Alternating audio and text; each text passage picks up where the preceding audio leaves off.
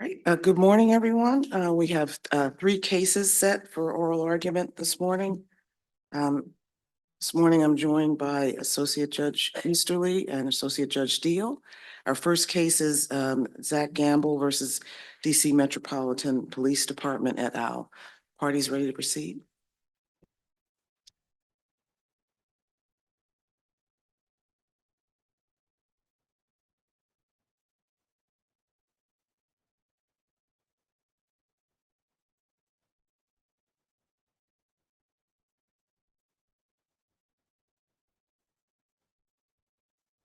Good morning. May I please the court? My name is Carissa Carmack and I represent the appellant in this matter, and I would like to reserve 3 minutes for rebuttal. All right. This is a case about the violation of an employee's substantive rights, which were required by statute and cost him his employment. This court should grant the appellee's appeal for 2 reasons. The RIF statute mandates through the language shall that an agency is required to consider job sharing and reduced hours prior to conducting a RIF. 2, the harmless error standard does not apply in this case. And even if this court were to rule that the harmless error standard did apply, this violation of the employee's rights is a harmful error. How do you interpret the regulation in this case that clearly says that we have to look at whether an error under the statutory provisions is harmless? Your Honor, the appellant looks at that regulation and as it cannot the municipal regulation cannot override the substantive statutory rights within the DC Code RIF statute. And it doesn't override it. It clarifies it. The language of is 2405.7 of the DCMR says to be harmful, an error shall be of such a magnitude that in its absence, the employee would not have been released from his job. And here, the error that you cite to is whether or not they examine job sharing options or other things like that. And the evidence seems to suggest in the examination by the AJ that it would not have made any difference because the entire category of jobs was eliminated here. Your Honor, the So appellant's what was the position- harm, I guess? Sure. The appellant's position on that is laid out in our brief with regard to the fact that the appellant does not believe that there was substantial evidence by the AJ with regard to whether or not Mr. Gamble could have filled any other position, and with regards to whether or not the analysis that was not done by the appellee in this case would have made a difference. It is speculative for us to presume at this point that the analysis of job sharing and reduced hours would have went one way or the other. There are just not enough facts in the record to establish what would have happened. The appellee's brief in this matter spends a long time discussing this issue, but it is all speculative. Again, the agency has conceded that they did not consider, and the AJ found that there was not enough evidence that they did not consider the job sharing and reduced work hours in this matter and as an alternative to termination. So for us to determine that would require the agency to have gone through that process, and would be one of the reasons that we would be asking this court to reverse, and if not to remand for compliance with the statute to ensure that accountability and adherence to the law. Additionally, Can you go back and talk to us more about why you think this failure to consider job sharing and reduced hours can't be evaluated for harmlessness? And I guess more particularly, my question is, why can't we, as the Court of Appeals, assess a lack of harm, right? Because ultimately, as I understand under our case law, we're reviewing the OEA decision, not the decision of the Superior Court. correct. It's sort of a pass through. That's how it gets up to us, but but we're reviewing the OEA decision. The OEA said on a remand, yeah, they should have considered this. And we can look at that and say, yeah, we agree, they should have considered it, but it's harmless. Why can't we say that? Your Honor, I believe that this court could look to that decision by the OEA and determine whether the error was harmless or not. However, the OEA's regulations regarding harmless error also state that if it does not cause, that it's harmless error if it does not cause substantial harm or prejudice to the employee, and the appellant would contend that here it did cause substantial harm and prejudice to the employee. And so even if this court were to determine that there was an error that would have been made harmless, then we would look to the fact that was there a substantial harm or prejudice to the So you employee just in this think we matter? don't have a record of that? Say that one more time, sorry. You think we don't have a record on which this court could make a harmlessness assessment? Correct, because the questions in this case regarding the issues of job sharing and reduced work hours were not fully put forth at the time this case. There was some discussion, there's some testimony in the record, but it's very thin because these issues were not at the forefront until way later in the process.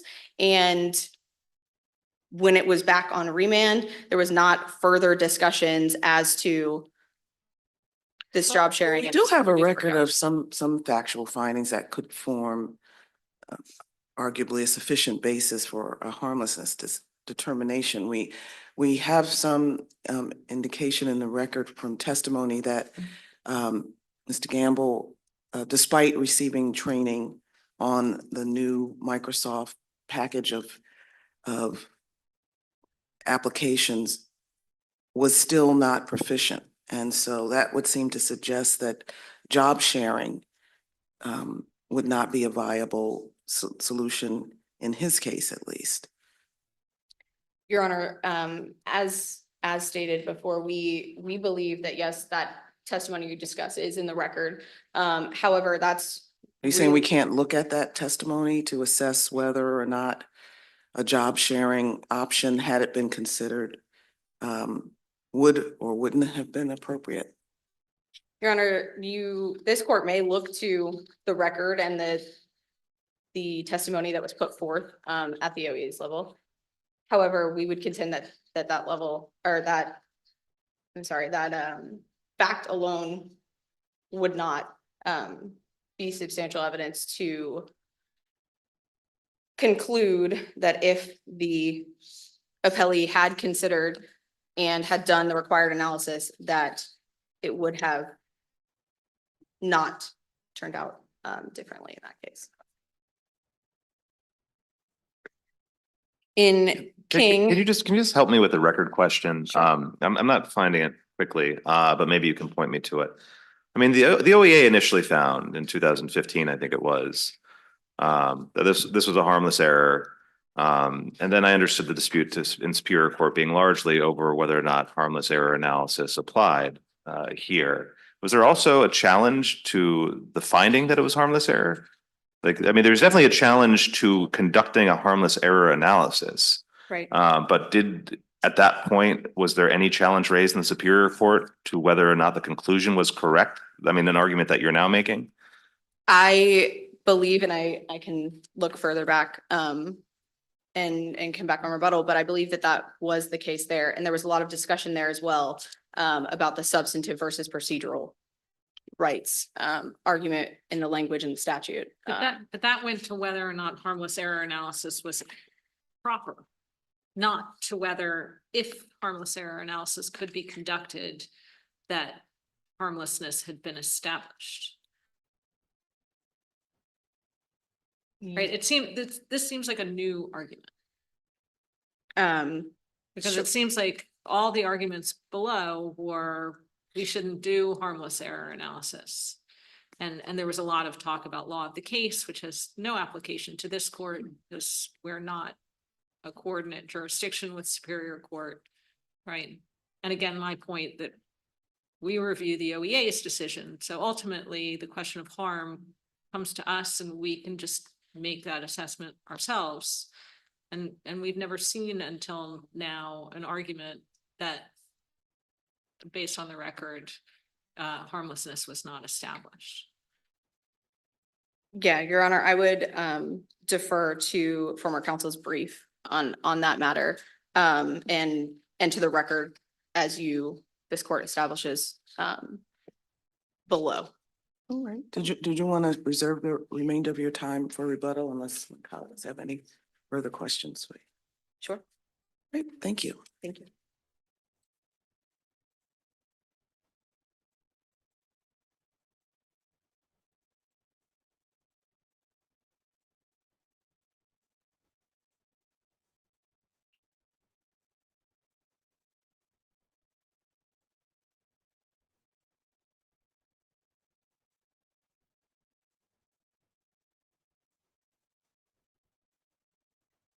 Good morning, Your Honors, and may it please the court. Chloe Pan on behalf of Appellee, the Metropolitan Police Department. Right, good morning. I'd like to start at the top by acknowledging that we put forth two different pathways for this court to affirm the RIF. We make an argument with respect to the harmless error standard as well as the Abolishment Act, and either of these provides a straightforward pathway for this court to affirm the RIF. Now, I'm happy to answer any questions with respect to the Abolishment Act, but I do want to make sure to Can I address. ask you one quick question about that? Yes, Your Honor. My understanding is for a RIF to be conducted under the Abolishment Act, that the final decision, the final determination about abolition of positions have to be made prior to February 1 of each fiscal year. And here, it seems like the decision was made on September 7th, right? The fiscal year begins on October 1st. So, but the memo comes out about the RIF, the proposed realignment and reduction in force, on September 7th. That's in the supplemental appendix at 1. So I'm wondering how this could qualify as an Abolishment Act RIF if the timing seems off. Or am I misunderstanding how this works? You're correct, Your Honor, that an Abolishment Act does need to be completed by February 1st of a given fiscal year. But I think in this case, when Mr. Gamble was notified of this RIF in October of 2011, that still nevertheless comported with that fiscal year timeline. And I would also say at the onset that this question of whether or not the sort of procedural requirements of the Abolishment Act, those are issues that have never been contested by Mr. Gamble.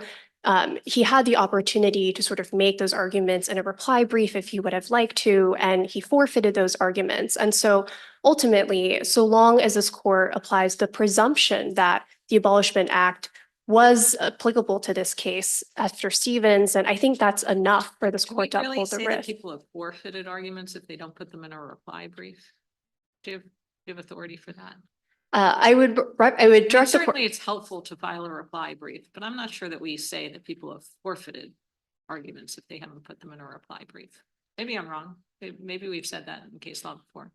I would, excuse me, perhaps in lieu of the word forfeit, I would say treat them as concessions. So as this court Well, held in I mean, class. that's the semantic argument. Do we really treat them as conceded if someone hasn't?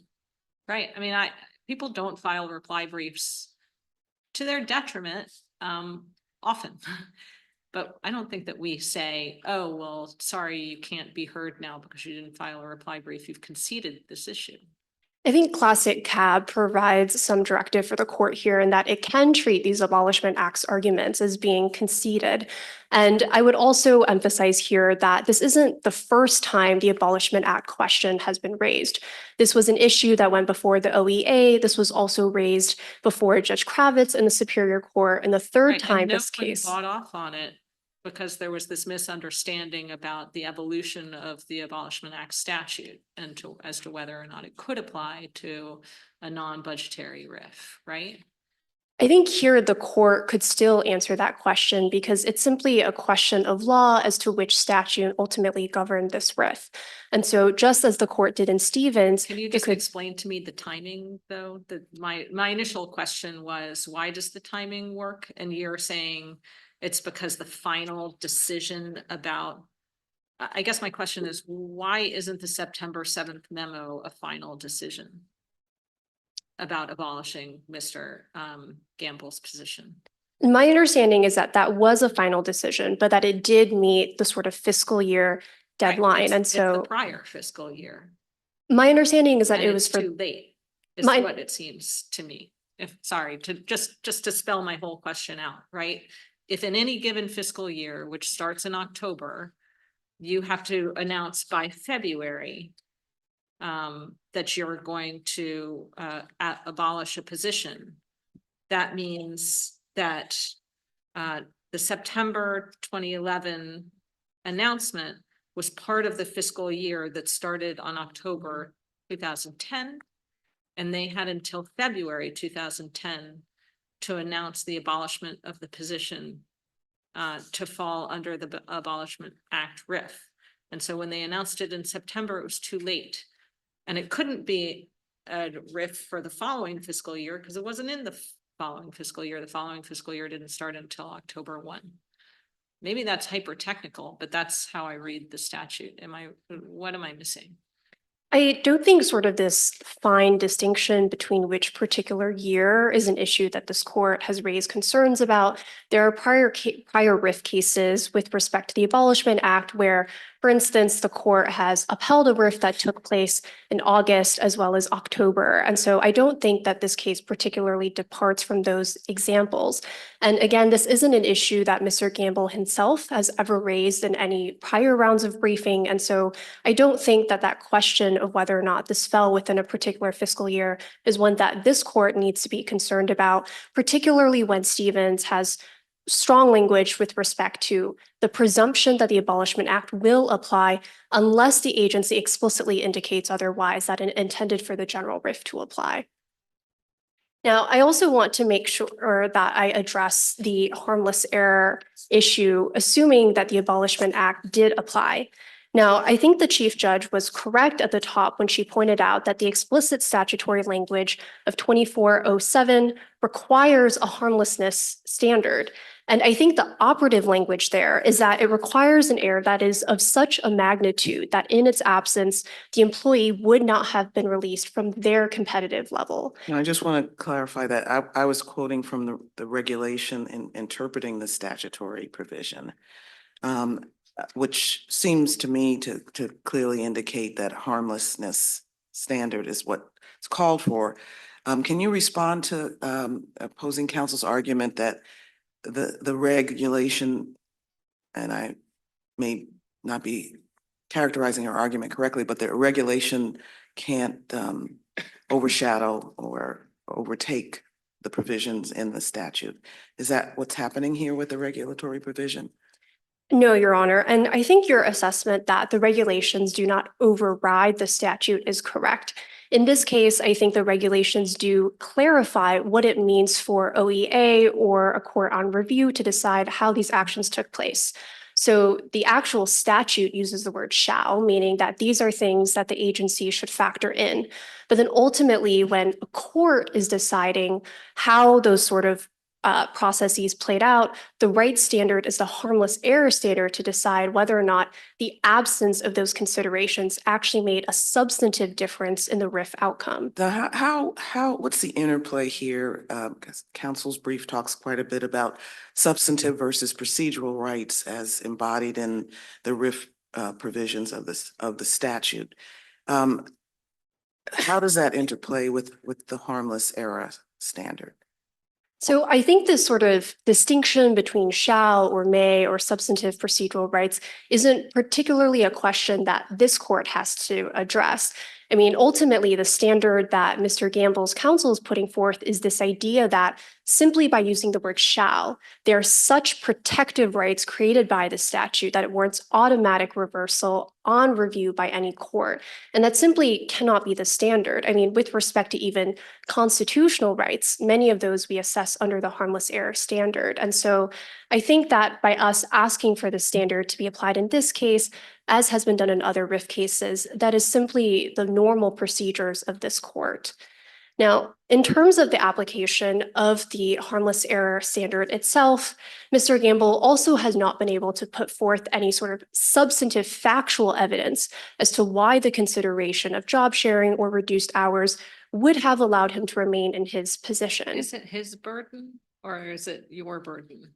It was the agency's burden, Your Honor. However, I think Mr. Gamble nevertheless had the burden of putting forth some sort of theory as to why any consideration of job sharing or reduced hours would have made a difference. I'm sorry, And- can you just, so it's your burden, but he has the responsibility to put forward a theory of harmlessness that I'm not quite following that.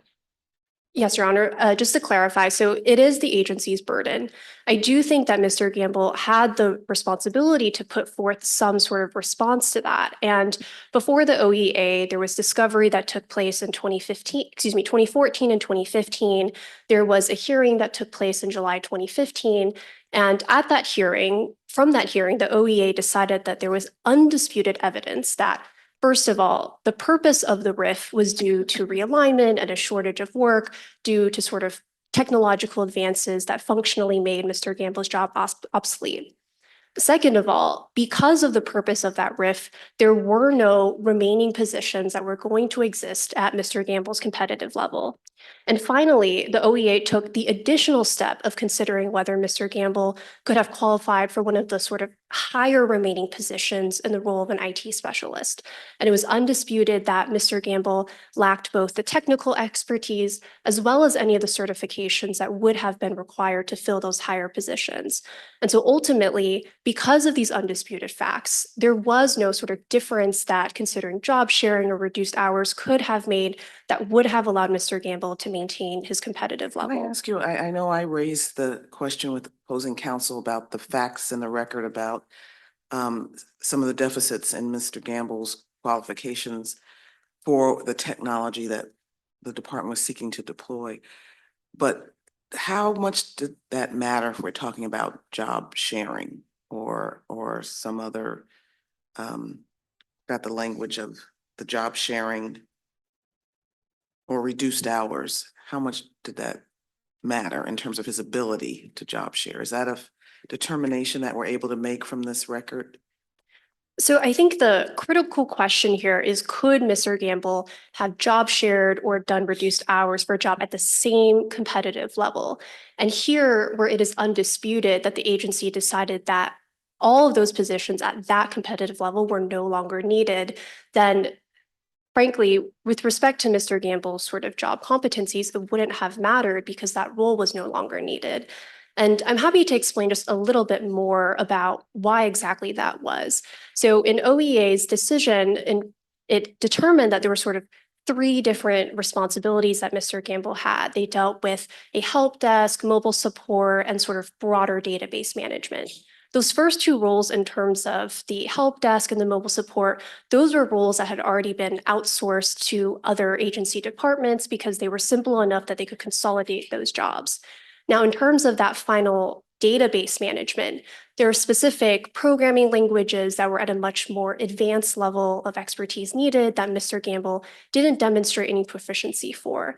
And so in terms of considering his sort of technical skills, the OEA afforded him the opportunity essentially to see whether he was qualified for these higher positions, and he was not qualified for those, and there were no remaining jobs at his competitive level that he could have worked at.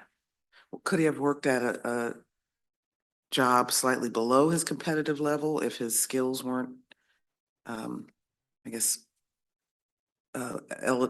his skills didn't make him eligible for a different higher competitive level? Or are you only required to look at the level he's already in? So the BRIF regulations are very specific in that we only have to consider his exact competitive level, not a job that was perhaps at a lower level. And I'd also point out here that we don't have any indication, in fact, that there were positions at a lower level, such as, for example, a level 11 position as opposed to the level 12 position that Mr. Gamble had. So ultimately, I mean, you raise the Abolishment Act argument and this substantive harmless error. What basis are you really asking us to decide this case on?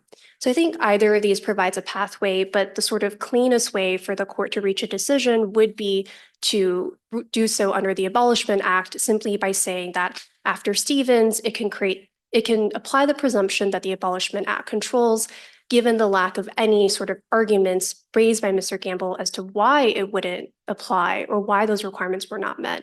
That would be enough for this court to say that the Abolishment Act cleanly resolves this case. Right, thank you. Any further questions? All right, Thank you. We'd ask this court to affirm.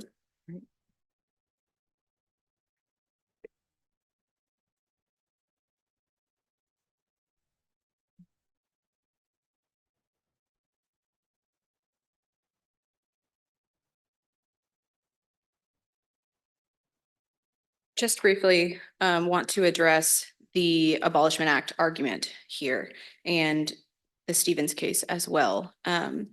The Abolishment Act is not applicable in this case, as other findings throughout this process have found.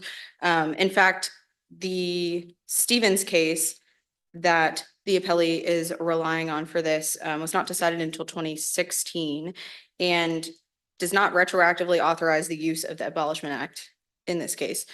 MPD additionally explicitly Would invoked it the be general. I'm sorry, would it be retroactive? I think Stevens is just interpreting statute. And the statute is what it always was. There's no Sure. retroactivity as far as I can tell, is there? No, so the, even despite, the use of retroactivity, I think it's more important to discuss the fact that MPD explicitly, invoked this general RIF statute in the lower proceedings at the OEA. The OEA found that the general RIF statute was the applicable statute in this case for this RIF. And the use of the Abolishment Act at this stage would be improper, because the AJ has made the determination that the appellee has used and explicitly invoked this general RIF statute with regard to Mr. Gamble's RIF. And additionally, the delayed invocation of an Abolishment Act, if this court were to decide, that would be unfairly prejudicial to Mr. Gamble.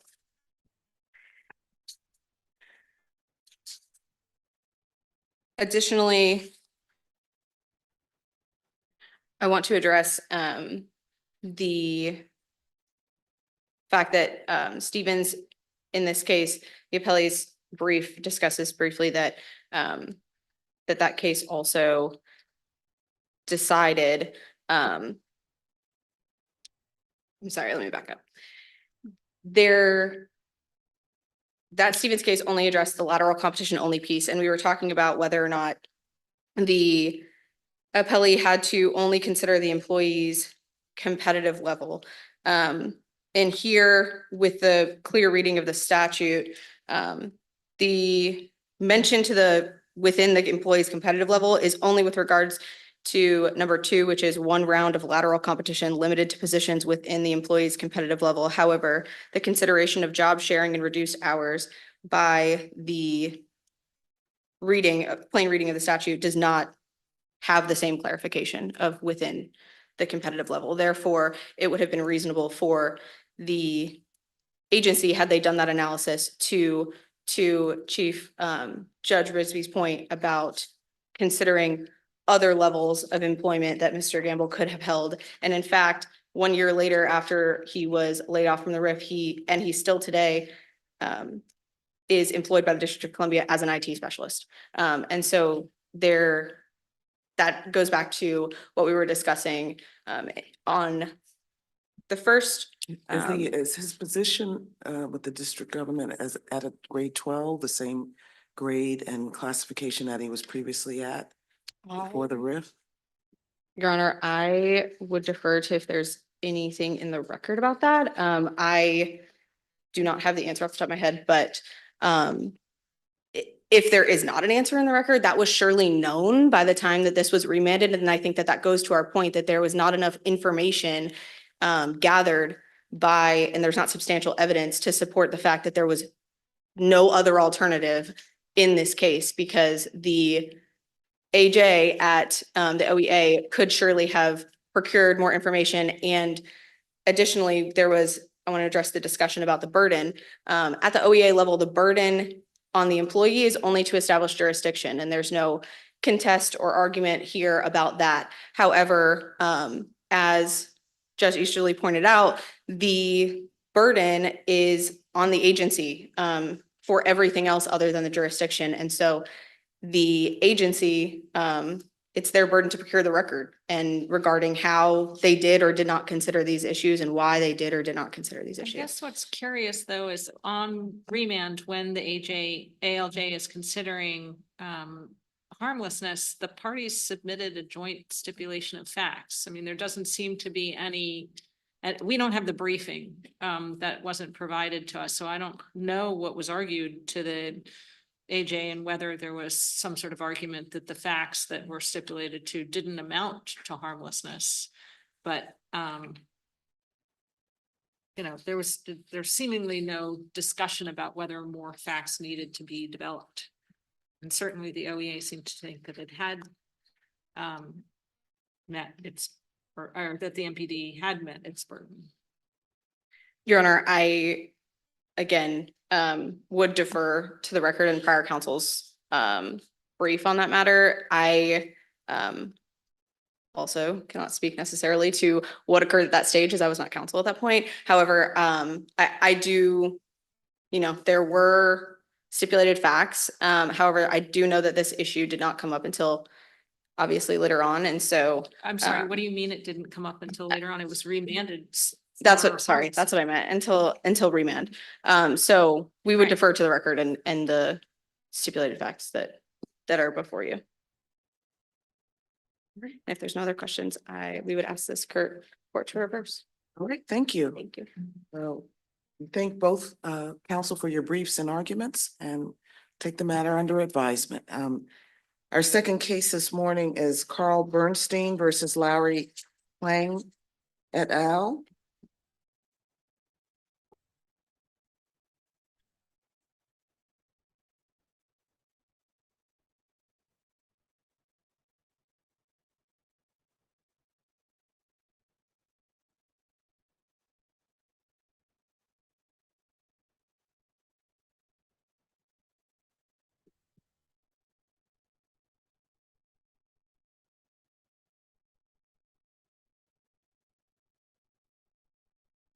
All right, good morning. Morning, Your Honors. John Simkowitz for the defendant appellant Carl Bernstein. May it please the court.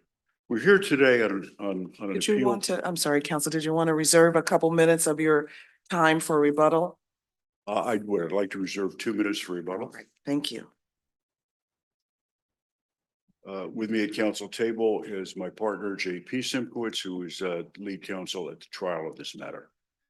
We're here today on an appeal from a Superior Court order which found my client liable for common law fraud and breach of the Consumer Procedure Protection Act.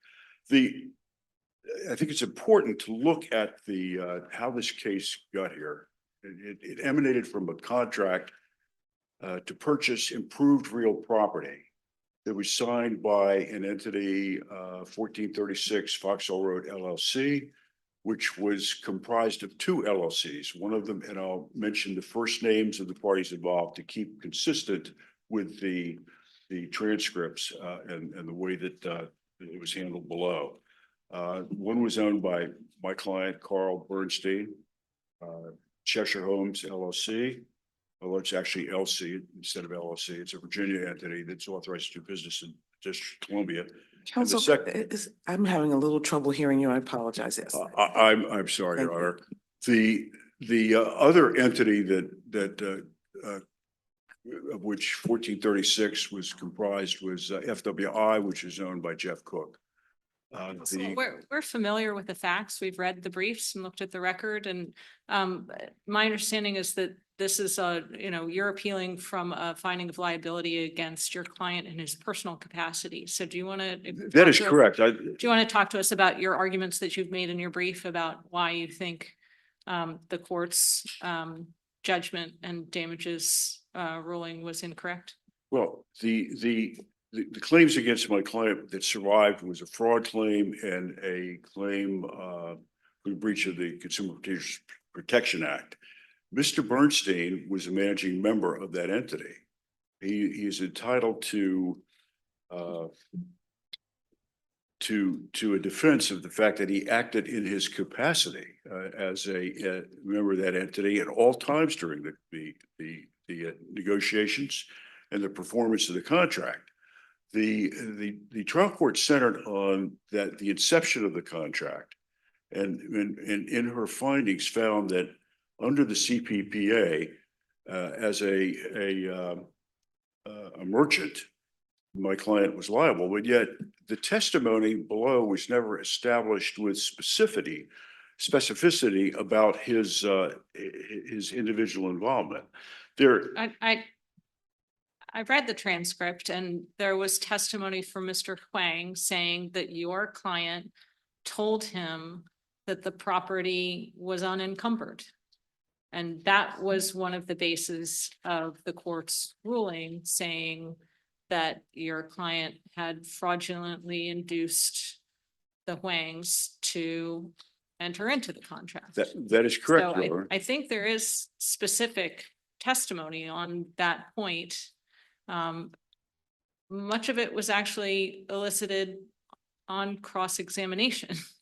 So I'm not sure that I understand the argument that this is unsupported, if that's the argument that you're making. The fact is, assuming arguendo that my client said that, it was immaterial. It wasn't relevant. It was immaterial. There was an integration I clause. didn't see a materiality argument in your brief. I would hazard a guess if I did a word search of your brief, I wouldn't see material in the brief, but I can double check that right now. The issue, Your Honor, was whether the Wong family, the Wong plaintiffs, were entitled to rely on a comment like that. The contract itself, in paragraph 25 of the progenitive agreement, there were addendums as Your Honor knows. But in paragraph 25, there's a specific mention of liens. It's a standard contract that's been in use in the District of Columbia for years. There is a provision that you have to deliver at settlement, property free and clear.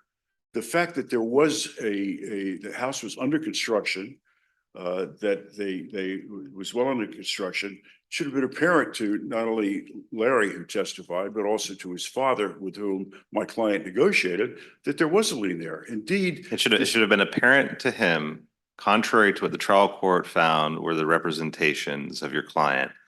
So therefore, there's no fraud because it should have been obvious that he was being lied to. no, it's not, he wasn't lied to. It's the fact that they claimingly relied on a statement that just doesn't make any sense. I mean, I don't know if it makes sense or not, but that's a factual finding for the trial court and it's got evidence to support it. So I don't know what you want us to do about it. Sometimes factually, I wasn't the finder of fact in this case, but somebody sat through and heard all the evidence and made the determination that this statement was the representation that there were no liens on the property was made. It seems like a patently material representation. It would be relevant, even if you thought they had to deliver it free and clear, the fact that it was under massive encumbrances would be relevant to any home buyer who was hoping that that promise was satisfied. So what's left?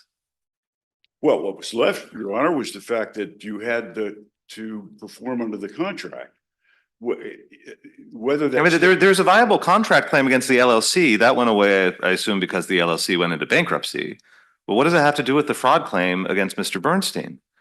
You only get one or the other? That's the law written somewhere? Well, that's not it, Your Honor. It's very interesting to note that in this case, there's no question that the house wasn't delivered until then, that there was a breach of contract, and Your Honor's right. It was resolved in bankruptcy court. What happened here, if you look at the procedures, the amended claim comes in, the bankruptcy trustee, for whatever reason, chose not to go after my client on fraud or Jeff on fraud. There was no recoupment action. There were no clawbacks, which I found very interesting to note.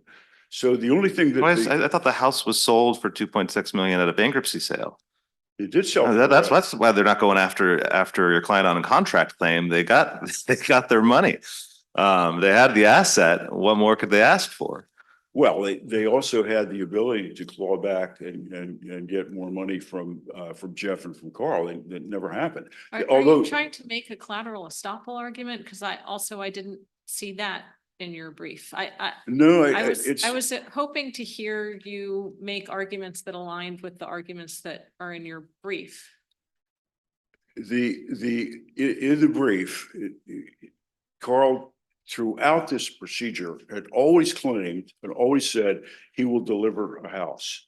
He will deliver, and he believed that. Yet, That is also not relevant to what the court found was fraudulent inducement. The court found two pre-contractual statements were constituted fraudulent inducement. One, that Mr. Bernstein or his LLC, his and his partner's LLC owned the property free and clear, no liens, unencumbered. And two, that Mr. Bernstein and his partner had successfully sold a different property, had built a house and successfully sold that property. Those were the two findings that the court made were fraudulent and induced the Hoynks to sign the contract. And so, I see an argument in your brief that the court shifted the argument that the plaintiffs were making to those statements. And certainly it is true that those statements were not pled in the complaint, but as already discussed, those statements were part of the testimony that was enlisted at trial in large part by counsel for Mr. Bernstein. So they came into evidence and the court considered them and the court found them to be fraudulent. So I'm trying to figure out if you have any other arguments that you want to make that align with the ones that are in your brief. well, it's very. I've mentioned and discussed one, and I don't know if you want to respond to that or if you want to go on to some of the other arguments that are in your brief. Well, Your Honor, I might point out that the trial court at page 632, volume 3 of the appendix, stated very specifically this was not a fraudulent inducement claim. Right, and you say in the brief that that's the court ruling that it's not a fraudulent inducement case. But That can't be true because the court had a complaint in front of us that did plead fraudulent inducement. Now, granted, it pleaded fraudulent inducement as to different statements that your client allegedly made. And so new statements came out at trial that the court determined were fraudulent inducement. But the court couldn't have been saying this wasn't a fraudulent inducement case because there was a complaint in front of the court pleading fraudulent inducement. If you read that statement in context, it seems like what the court is saying is, gee, we're spending an awful lot of time on this subject in cross-examination. Can we move things along? And then the cross-examination continues, and what happens? Counsel for Mr. Bernstein elicits more testimony about pre-contractual statements about the property being unencumbered. I mean, it doesn't seem like it could possibly be the case that the court made a binding ruling that those statements were out of the case because more testimony comes in after that through counsel for Mr. Bernstein. at the end of the day, the question really is, yes, what did the trier of fact evaluate? But had the statements been made, you had to look at the mindset of the appellant. The appellant always believed that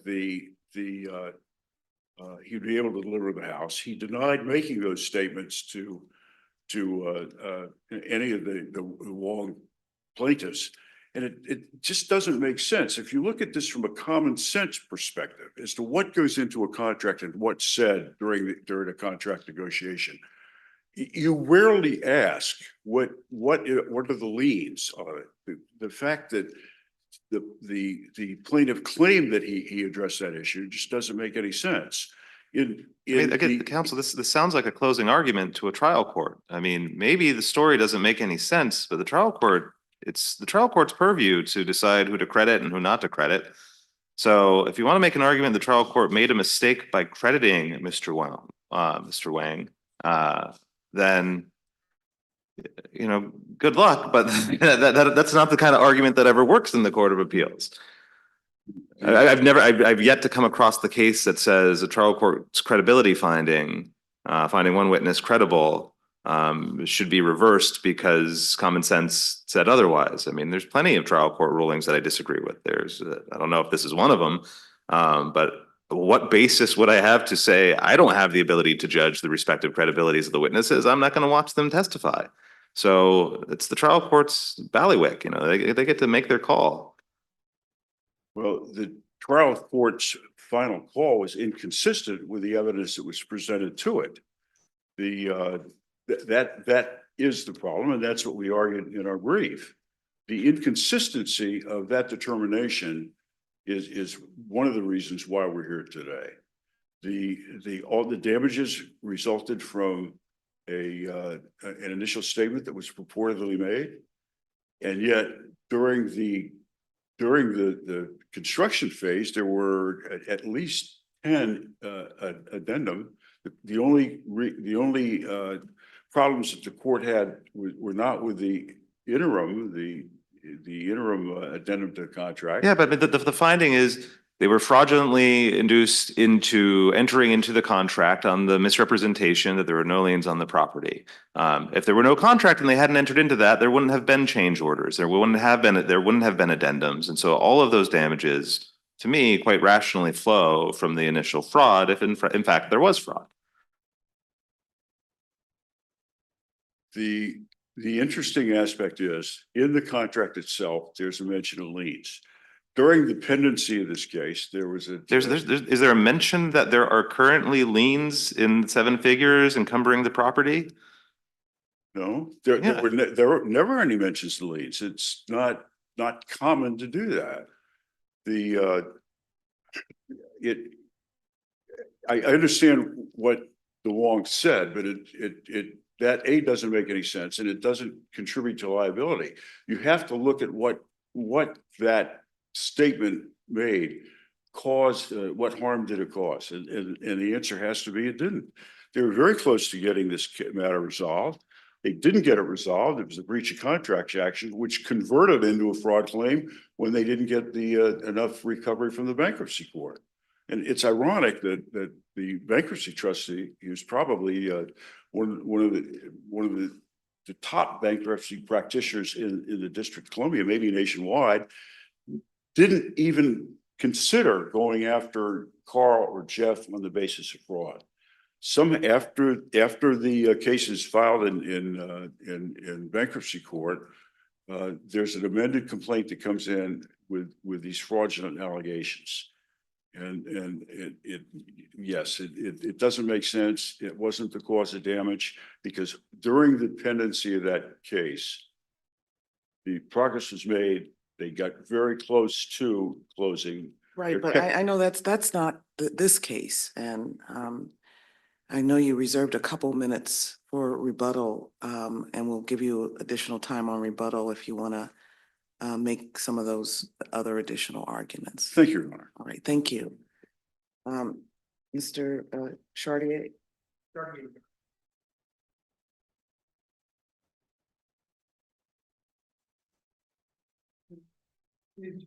Your Honor, my name is Juan Chartier.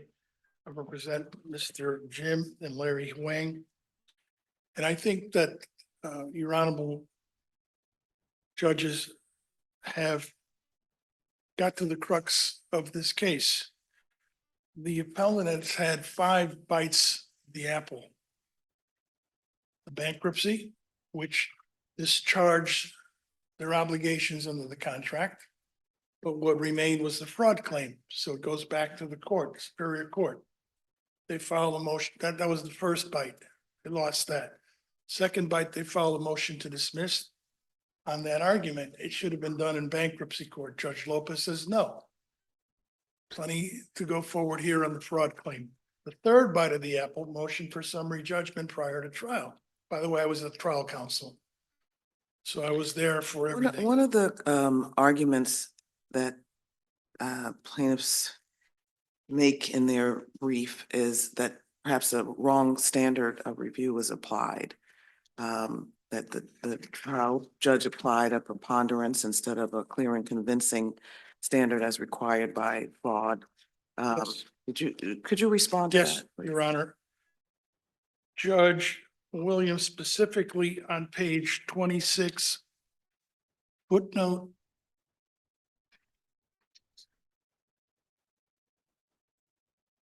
Oh, I'm sorry, that's the merchant issue. Where's the other one? I apologize.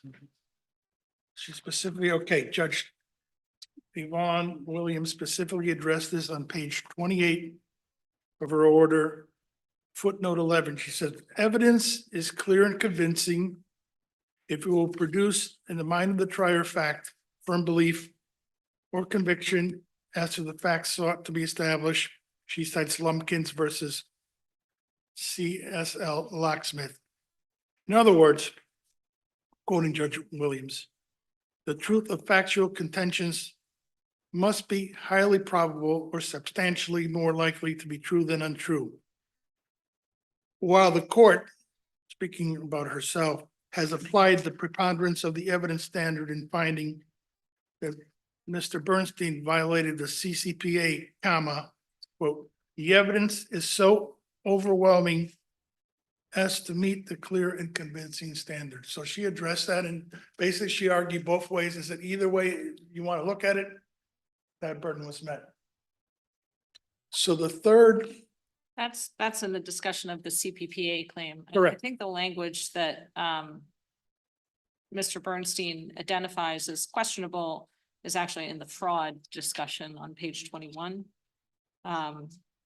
When he identifies the statement that the court says it's highly probable that Carl made these oral representations about the property being unencumbered to induce the Huangs to buy the property. And he objects to the highly probable language. Do you have any response to that?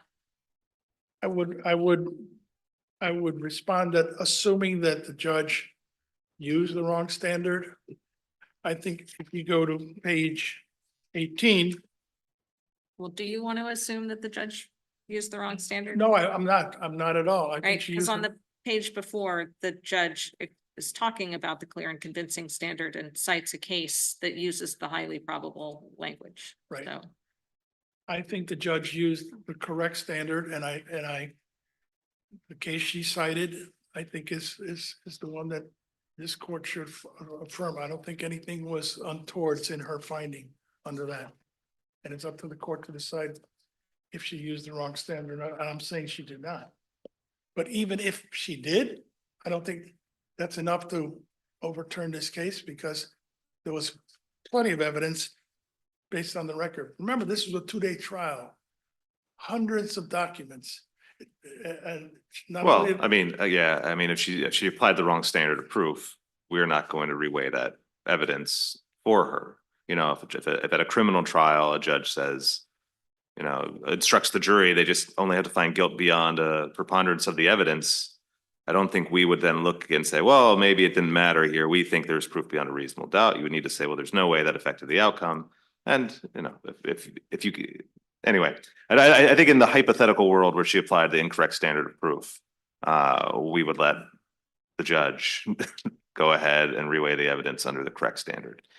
Right. I wonder if you could, I was clearer on your answer in response to the CPPA claims, but not in response to the common law fraud claims about her application of the clear and convincing standard. She cites a case that says clear and convincing, but then she goes on to talk about highly probable. If you just close the loop for me on why those are the same things and why we're covered. when she talks about the CPPA claim, she does circle back and say, whatever standard I use, this clearly meets the clear and convincing standard. Are you as comfortable that she's done the same with the common law fraud claim? Not at all. Why? Why? Because common law is based on this court's and other courts' accumulation of decisions over the years. And she clearly says, upon consideration of the evidence, this is 18, presented at the trial, the court finds that Mr. Bernstein committed common law fraud and violated the CCPA. So found two, committed common law fraud. And then she's got a 29-page memorandum opinion, and she goes into all these. And I can't tell you which case she cited, but I found nothing in there when I briefed the cases to suggest that she did anything untoward. And then Well, specifically. not untowards, and I'm not suggesting that you did anything untowards. I'm just trying to be clear on which standard of review she applied. Well, Your Honor, if you're confused, I'm confused too on that issue. Not standard of review, whether she was looking at the evidence here through the lens of a clear and convincing under the common law fraud claim. Counsel, think am I that- correct that on page 20 of her order, she says evidence of common law fraud is clear and convincing if it will produce in the mind of the trier of fact a firm belief or conviction as to the facts sought to be established, citing Lumpkins, then goes on and says, in other words, the truth of factual contentions must be highly probable, or citing more like, or substantially more likely to be true than untrue, citing Gaskins, which is citing a Supreme Court case, Colorado versus New Mexico from 1984. Yeah, I that see that. links clear and convincing to highly probable. Right. So when she uses highly probable on the next page of her order, do you think that it's reasonable to understand that she is referencing the clear and convincing standard? I think that is a good argument, but I can't tell you what's in the judge's mind. I can only tell you what's in the order. And I'm saying that based on. You sound less persuaded than my colleague does. But You're I asking think what was Judge the Easterly is judge's trying to help mind. you, counsel. on that. I know. Just say yes if you agree. Yes. He's trying to help you on that point. I defer to Judge Easterly. These are new glasses. I'm sorry. I'm getting used to it. I defer to Judge Easterly's comments. I believe that honestly, if you look at this case, it could go one standard or the other. I think they're both proper standards. That's the only argument I have. That I think that whether she found one standard. for the- What are both proper standards? The clear and convincing and the Highly probable. and highly probable. I think they're both applicable here. Well, I think Judge Easterly's point is she's using them interchangeably, whether or not that's exactly how I'd frame that, but I mean, highly probable certainly doesn't sound like preponderance of the evidence. Then you would just say probable. Right. So highly probable, it seems like something like clear and convincing evidence. I'm not sure it's the most pristine way of articulating it, but I think it's pretty clear that's what the judge was using it interchangeably. And that's how I view it. Good. Okay, we can I go on hope- to the next I- point now. But I got 5 minutes left. If I could wrap this up on my 5 bites of the apple. So the fourth bite was the motion for summary judgment. That was the night. Then we go to trial, 2-day trial. Mr. Bernstein testified, my client testified, hundreds of documents. And I did cross-examine Mr. Bernstein, and he said a lot of things that he had changed his position on. It's clear. So here's the bottom line. The judge, as the trier of fact, I think the court should give her deference. She was the trier of fact. She looked at the evidence, she looked at the witnesses, she looked at their demeanor, and she wrote a 29-page, I think was an incredible brief memorandum of law, and she cited cases, she cited testimony, she cited everything. So I think for the appellant to say, well, let's have another crack, which is the 5th crack, Court of Appeals. Throw everything out, throw the 5 things that got us here. And let's start again because the judge, I don't mean to. we don't like her decision. I That's don't the mean bottom to line. interrupt on that point, but I did want to ask you a specific point about one of the arguments I think appellant is making in a brief about the improper award or calculation of damages for the fraud claim. Your Honor, Did we, you want to respond to that? after this decision, the judge gave each side 60 days to file briefs. We filed supplementary briefs. She made another decision, another court order, okay? And just so you know, the amount she awarded was not pie in the sky. This was actual funds that my client paid to Mr. Bernstein in over $1 million. So all the client got was he recouped the money he gave. This is not triple damages. She denied triple damages, punitive damages. She gave. Well, she She did didn't give triple, deny. she gave treble damages under the CPPA claim, but I'm talking about the common law claim. Common law claim, compensatory damages. She basically clawed back, to use the expression he used in the bankruptcy issue, the money that we were able to show and that which they did not deny he got. Mr. Bernstein got. That's the damages. She also awarded, as you know, attorney's fees. She found under the CCPA, we were entitled to the attorney's fees. So I think that the award was reasonable. This case started in 2018 and when this decision comes down, it's gonna be 2025. That's 7 years.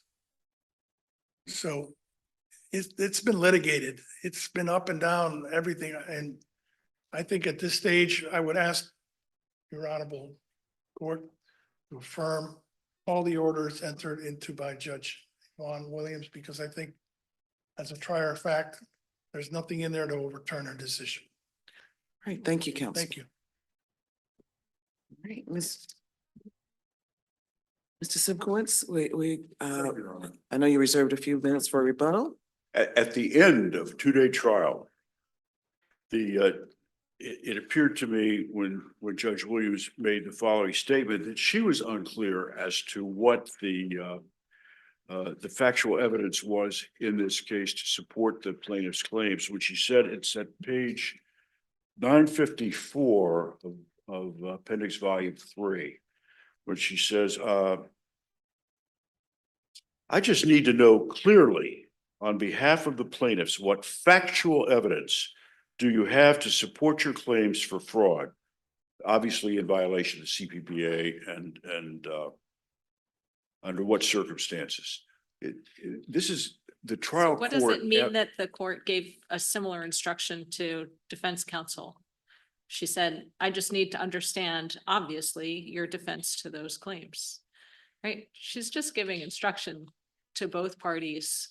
Please lay your arguments out to me, in addition to giving people page limits and timeframes and.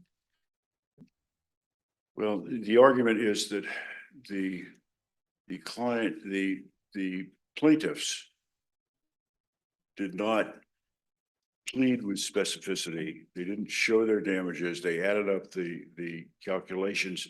There was no breakdown as to how much of that money went into contractual changes. In fact, the addendum required additional funds to be put up. And the court specifically did not find that there was Right, any. the court relied on a case, Ludwig. I'm to- sorry, Your Honor. The court relied on a case, Ludwig, which says that if that you're entitled, where there's fraud, you're entitled to be put back in the position that you would have been had there been no fraud. And this is what Judge Deal was talking about earlier. And so the court relied on that case and said, look, there's fraudulent inducement. I'm going to put the Wangs back in the position that they would have been absent the fraudulent inducement. They never would have entered this contract. They never would have paid for any of these amendments or change orders. I didn't even see Ludwig cited in your brief, much less distinguished or discussed. So I'm trying to understand why you think that the court's argument, court's analysis relying on Ludwig was wrong. I'm sorry, Your Honor. I'm trying to understand why you think the court's analysis based on Ludwig was wrong. It's wrong because there were no specific facts pleaded. She finds that That seems to miss the point of Ludwig. the point was that she did not find, the trial court did not find fraud on the addenda, and yet there was a lot of money that was paid toward that. When the damages were calculated, she calculated in toto, just took the money that that the plaintiffs paid, we were entitled to an offset. We were entitled to offsets for what they received from the bankruptcy court, what they received from in settlement. She did give us credit for She settlement. did give you credit for settlement and for the 78,000 for the bankruptcy offset. So she did offset the damages under the compensatory damages under the common law fraud claim. But again, it was not tied into the individual addenda, that it was simply a matter of, we paid this money, we didn't get the house, we didn't get the contract. And I think you needed a deeper analysis than that. It's simply taking the numbers that were given by plaintiff, adding them up and awarding damages on that. How else do you typically, should she have calculated the Well, damages? Your Honor, you'd have a set off for She did do a set off. For the set off settlement. for the change orders that Carl and Jeffrey never would have incurred had they not been requested by the plaintiffs. There were eight of them. Two of them she found in favor of the plaintiffs, but the other eight weren't. There was extra money that Carl and Jeff had to put into the project. She only focused on the two, one for the landscaping and one for the fabricate. That's correct, Your Honor. She did not award compensatory damages for all of the other change orders. No, it's the opposite. The Carl would have been entitled to set offs for the extra money that they had to take out and put into to pay for those addenda. Well, The- but the I only- mean, then we get into where the money went that your client took from the Wangs for these change orders that were never paid to some of the contractors, but I don't know if you wanted to get into that, but your time is up. Well- If you'd like to wrap up. Thank you, Your Honor.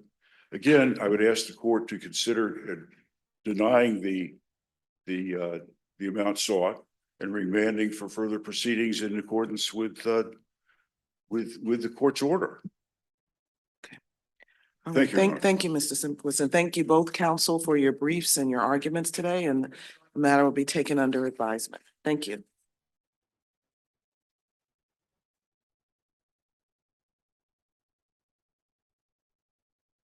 Okay, our third and final case this morning is Tyree Benson versus United States et al.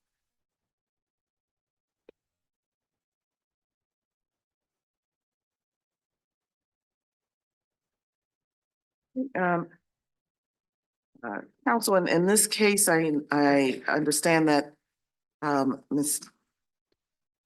Eglert is counsel for Mr. Benson and the public defender represented by Alice Wang as an amicus. And you'll let us know how you intend to divide the argument. I believe you said 7.5 minutes each. For appellee United States, Ms. Cole will be arguing along with intervener, District of Columbia, Ms. Van Zyl, and you'll let us know how you intend to divide your time. Yes, Your Honor. Okay. We'd already discussed that and we were going to cede 5 minutes of our time to energy. All right, and will you lead off and then, Yes, all right. yes. Okay, thank you. Your Honor, Cecilia Engler on behalf of Tyree Benson. I've discussed this with amicus, public defender service. We'd like to divide our time in half and we would like to present the second amendment first, if that's acceptable. Okay, and Ms. Wang will be arguing the Second Amendment argument. Okay, thank you. All right, and Ms. Wang, at the outset, the court extends its condolences and we thank you for being present under certain circumstances of your loss. Thank you, Your Honors. May it please the court, Alice Wang on behalf of the Public Defender Service as amicus curiae. I intend to reserve 2 minutes of rebuttal. All right, The District of Columbia regulates the keeping and bearing of pistols by requiring that they be registered with the government, by requiring a license to carry a pistol, and by limiting their capacity to 10 rounds of ammunition. Bruin and Rahimi hold that when the government regulates arms-bearing conduct, it bears the burden to justify its regulation by demonstrating that it is consistent with the nation's historical tradition of firearm regulation. The government tries to avoid this burden by injecting a number of doctrinal obstacles into the Bruin test that contradict Supreme Court precedent. The government argues that registration and licensing requirements do not require historical justification because they do not prevent law-abiding responsible citizens from keeping and bearing arms and thus do not, quote, infringe the Second Amendment right. Ms. Wayne, can I ask you at the outset, how do we need to start with registration, licensing, and then go on to the magazine, large capacity magazine issue, or do we need to address the other 2 points at all? I think the court needs to address all 3 points because they are different statutes and different convictions, and Mr. Benson is challenging all of them. And the possession of the large capacity magazine does not depend on registration or licensing. It is entirely independent of those regimes. So then can I ask you about the registration? And all 3 of these are are facial challenges as opposed to as applied challenges, correct? For sure, the challenge to the CFD statute is facial, and I can address that. I think there's a way that that the registration and licensing regime challenges can be done that don't necessarily where this court doesn't necessarily have to reach every aspect of the licensing regime, because registration in the District of Columbia is a prerequisite to licensing. And so if the registration requirement is unconstitutional, then this court could reverse Mr. Benson's conviction for carrying a pistol without a license, because if it was obtaining a license was contingent on meeting an unconstitutional registration requirement, then this court would not necessarily have to address the other features of the licensing Okay, statute. so if maybe the way I was approaching it was starting with the registration. Yes, And I was reading the briefs as raising a facial challenge on the registration. And I think facially, I don't think that there's an infringement facially. And so it seems that we don't need to go on to the second element of the Bruin test if we're looking at the registration. And yes. So I'd love to address that actually. So the district is arguing that just a registration requirement does not infringe from a textual point of view. And we think that gets the Bruin test completely backwards, because Bruin holds that a firearm. So let me just go back to the district's dictionary definitions of infringe, because the textual part of the test is we look at the plain meaning. And they cite a number of dictionary definitions, one of which is to destroy, which is what they rely on. But they also cite another definition, which is to violate. And if you read the Bruin test as a whole, it's saying that a firearm registration violates the right if it lacks historical justification. So to quote Bruin at page 17, only if a firearm regulation is consistent with this nation's historical tradition may a court conclude that the individual's conduct falls outside the Second Amendment's unqualified command. Now, the Second Amendment's unqualified command is that the right to keep and bear arms shall not be infringed. Yeah, I mean. So that means that that Bruin holds that the history is what determines whether the right is infringed, not the magnitude of the burden. So it just gets it completely backward to say that the challenger must first show an infringement before the government has to show historical justification. I don't know if it gets it backward. And I know that language is in Bruin. I mean, it refers to any regulation needs to have historical backing. But I doubt, if you had a regulation that said, you can't juggle loaded firearms, or a law that said that they would subject that to whether or not there is actually historical backing for that. Because what you would say is, well, it doesn't infringe your right to keep and bear arms. You can keep and bear arms, all you want. Just don't juggle them. And that has nothing to do with like a lawful purpose. And if this is your argument, if I understand it, let's assume that the registration requirement in DC is effectively a rubber stamp. You walk down to MPD, you walk in, you say, this is, let me write the make and model, serial number of my gun, please register. And they say, good, you're now in the registry, stamped, you're done. I take it you would be raising the same challenge to that. There's really no difference between that and what we're talking about today. Is that right? And I know there are more onerous requirements that could be challenged if an application were denied for any of them or any particular reason, but I understand your challenge to be sort of taking the Kavanaugh dissent in Heller 2 view that the mere fact of registration is itself unparalleled in any historical analog and therefore outside of the Bruin test. Is that right? That's correct. So it is true that, so the registration scheme has two components. One is, so everyone who applies has to appear in person, submit to fingerprints, submit to a background check, do a training course, pass a written exam. Those who pass all of that those who don't pass all of that don't get to keep and bear arms. Those who do pass all of that still, as a part of the process of registration, must tell the government exactly which firearm they own, what make, model, serial number. They must pay a fee. They have to register each firearm they own with the government. That is distinct from licensing, which is just you have to go through the background check. And if the person is qualified, then the person gets a license. The registration scheme is unique, and it is a very rare thing in the United States, unlike licensing, that only a handful of states have this requirement, that even a qualified person must still tell the government every gun that it owns. Now, some may think that's onerous and some may think that's not onerous. It's a subjective thing, which is why it's not part of the Bruin test.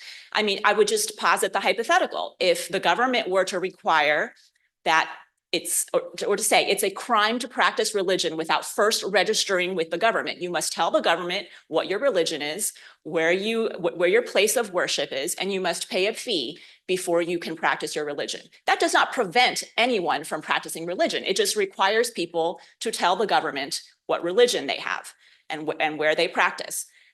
But I think most people would say that is enough of a restriction or burden or regulation on religion that it merits First Amendment scrutiny. You would apply the relevant constitutional test to that requirement to see if it's compliant with the First Amendment. I mean, those are definitely my instincts because, you would think there's no reason for that other than some oppressive and, malevolent purpose. Whereas that is not my instinct when it comes to something like voting.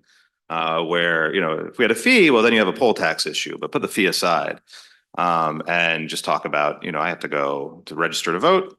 It's quite easy. But if we're just in the rubber stamp scenario of registering a gun, I don't think anybody would say that's an infringement on the right to vote. That seems like an unnatural use of the word infringe to me.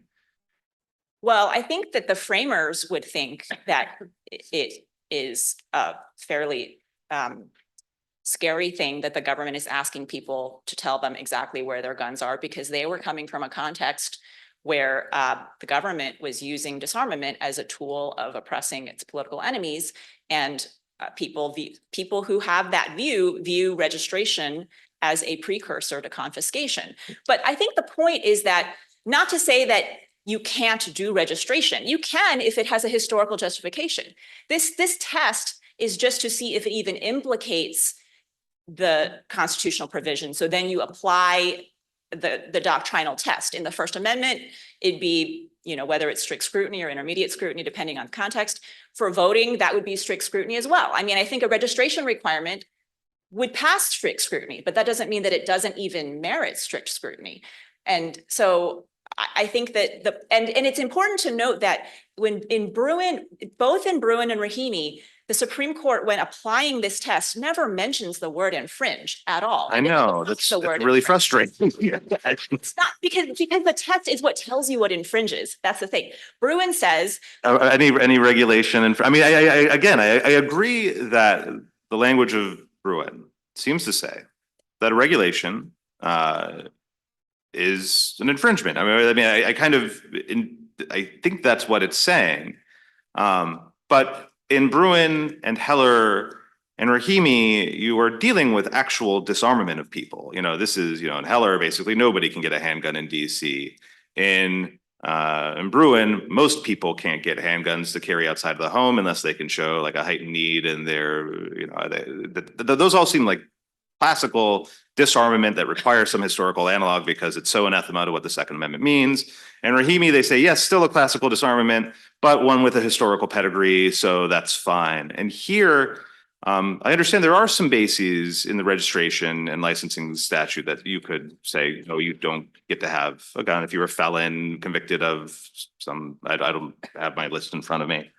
But most people, nobody's being disarmed. Most people, you'll get it if you come in, you know, again, in the rubber stamp world, you walk down here and you let us stamp your thing, which seems like,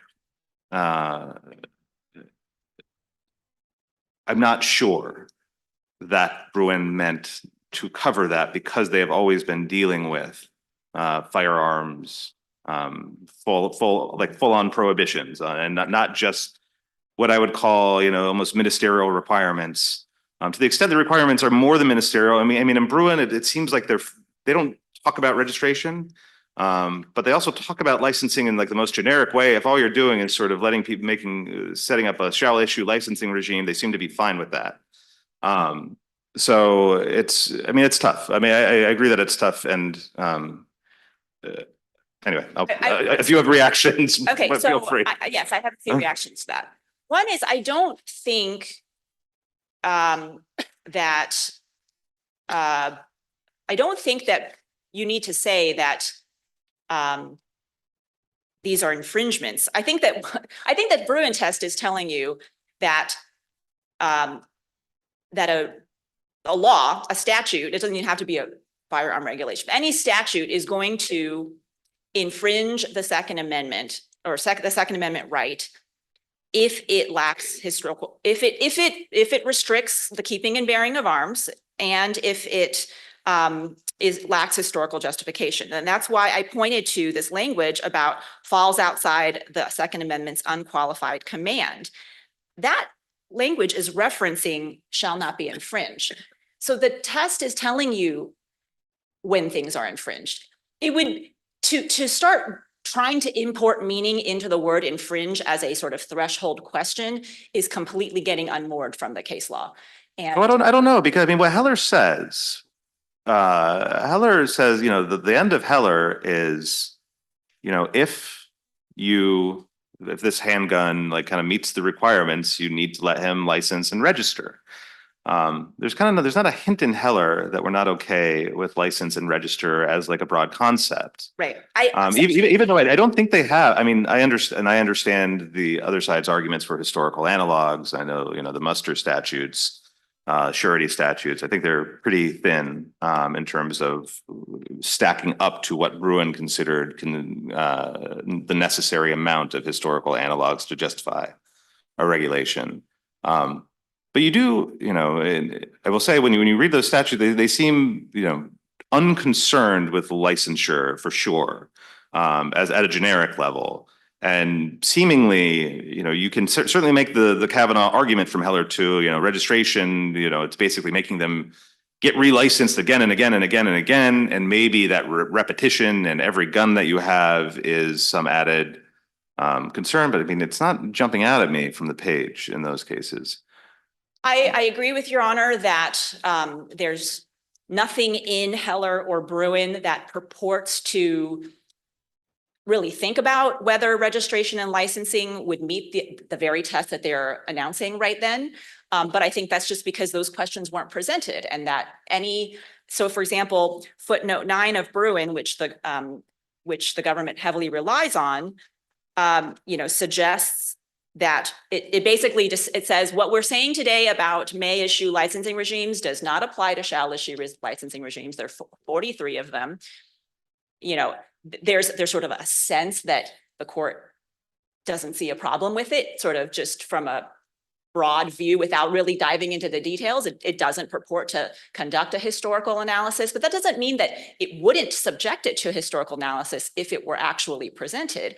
And I think that it definitely does not at all that footnote, even if it could be read to say that the Supreme Court thinks that may issue licensing regimes are distinct and, you know, without further examination, Well, what don't be about, problematic. They don't address licensing regimes that are contingent on registration. And I think registration, as Judge Kavanaugh points out, it's not that it's just a sort of repeat licensing. They're not just completely redundant. Again, licensing is about qualifying the individual. Registration is telling the government where your guns are and which ones you have. And that is what, although, you know, we as modern people may think that is a nothing, if you, again, put it into a different context, it starts to sound sort of nefarious. And I think that the point is to look at the history to see if that's what the founding generation would have accepted.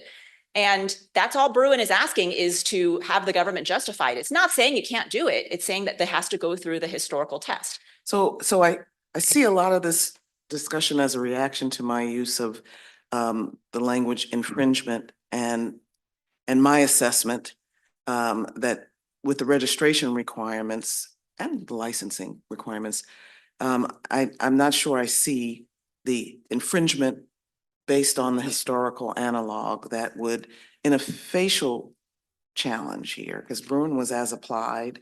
Here, we're, I think, in a different place. So we still come out, in my view, on the first prong of Bruen, that there's no historical analog to keep and hold arms that's being infringed on with the DC's licensing scheme. Do you disagree with that with respect to the registration and the licensing statutes before we get to the large capacity magazine? I do disagree with that. I think that the Bruen test has two parts, and Rahimi says that the first part, the text part, is you see if the government is regulating arms-bearing conduct. And then if it does, the government has to justify its regulation with historical precedent. Well, I don't think anyone's but if disputing it's that. a facial challenge, isn't the burden to show that there are no circumstances under which, and I thought that would be the appellant's burden Okay. here. Yes, I would really like to address that. So first of all, even if the court were to reject a facial challenge, it would still have to show that, I think that every constitution, Mr. Benson has said, I'm challenging my conviction. So if it's an as-applied challenge, you still have to, I think the government still has to show that it's as constitutional as applied to him. And Rahimi actually says that, sorry, let me see if I can find, I had this. In Yes, Bruen, here it was Okay. easy to. Yes, this is the part where Rahimi discusses the facial. So Rahimi also challenged that statute on its face. And the Supreme Court said, you know, sort of quoted that language that Your Honor just mentioned. This requires a defendant to establish that no set of circumstances exists under which the act would be valid. But then it goes on to say, that means to prevail, the government need only demonstrate that the statute is constitutional in some of its applications. And here the provision is constitutional as applied to the facts of Rahimi's own case. So when you apply the Bruen test, the government still has to bear the burden to show historical justification. And here the government's historical justification is these military, so Mr. Benson, regardless of whether he would have been, we don't know what his circumstances are. Presumably he doesn't have a felony conviction, because otherwise I'm sure the government will be telling us that. And He also didn't even attempt to register Right, or we don't know. license. So we don't know which disqualifications apply to him. So I agree that this court need not. Unlike Bruen, where it was as applied, the individual did seek, but then their statute had some of the discretionary authority vested in the licensors, but I'm sorry. So I agree that because he didn't apply, we don't know which disqualifications may or may not apply to him. And I don't think this court needs to decide the constitutionality of those. But what we do know is that every person who wants to keep and bear a pistol must go through the registration process and must comply with the registration requirement. Tell the government where your guns are, who and which ones they are. That applies to Mr. Benson, and that's what he's challenging. He's saying that is unconstitutional. If that's unconstitutional, But how is that different from the 43 states that the Yes. Supreme, and also the 3 or 4 others, Connecticut, Vermont, that have that were may issue jurisdictions that are arguably similar to the district, because since Wren, we don't apply some of the requirements that are in our own statute. so it's very different because we're talking about a system where, unlike the 43 or the 42, I don't know if they were counting us or not. No, they weren't. They were counting us in the May issue. Unlike the 43 licensing regimes that the Supreme Court was addressing in that footnote, the District of Columbia conditions a license on registration. So again, the difference between licensing and registration, as Judge Kavanaugh pointed out, is that, so I'll just read it. It says, licensing requirements mandate that gun owners meet certain standards or pass certain tests before owning guns and using them in particular ways. Those laws can advance gun safety by ensuring that owners understand how to handle guns safely, particularly before guns are carried in public. Okay, so that's what Bruen was addressing. Registration requirements, by contrast, which Bruen does not address and does not even mention, require registration of individual guns and do not meaningfully serve the purpose of ensuring that owners know how to operate guns safely in the way certain licensing requirements can. For that reason, registration requirements are often seen as half-a-loaf measures aimed at deterring gun ownership. And then Judge Kavanaugh goes on to say, registration of all guns lawfully possessed by citizens in the relevant jurisdiction has not been traditionally required in the United States and indeed remains highly unusual today. And I think he points out that there's maybe only, I think, 5 or 6 jurisdictions that do it, and only Hawaii is even similar to the district in that it requires registration of all firearms. So the district is unique in its registration requirement. And so when the Supreme Court was looking at licensing regimes, it was not focused on the fact that the District of Columbia has a registration requirement as a prerequisite to licensing. It was sort of taking a broad view of lots and lots of jurisdictions have a basic licensing requirement. They say you got to pass a background check and a safety exam before carrying a pistol. Once you pass that, possess whatever firearms you want. We don't need to know about it, but as long as you are a lawful, sort of qualified person, then you have a license to carry. Can I go back to the chief's first question, which might provide an opportunity to pivot to the high capacity magazine question, which is, it's kind of an order of operations question, because one requirement to registering a firearm is that it needs to be legal. And another requirement to get a license is that you're a license to carry a legal firearm. And so one of the arguments in this case is that it's unconstitutional to make it illegal to carry a gun with a magazine of 11 rounds or more. So if that's unconstitutional, then it seems to me like all the other convictions would kind of topple over. So I kind of wonder why we don't start with that in the discussion. Well, I wonder, first, let me ask if you agree. Yeah. If you're right about the more than 10 round high capacity magazine restriction being unconstitutional because magazines are arms and they are arms in common use, more than 10 rounds are in quite common use, then it seems to me the consequence is this gun was not registerable and it was unlicensable, and who cares about the rest? Walk me through what you think the right, why don't we start there?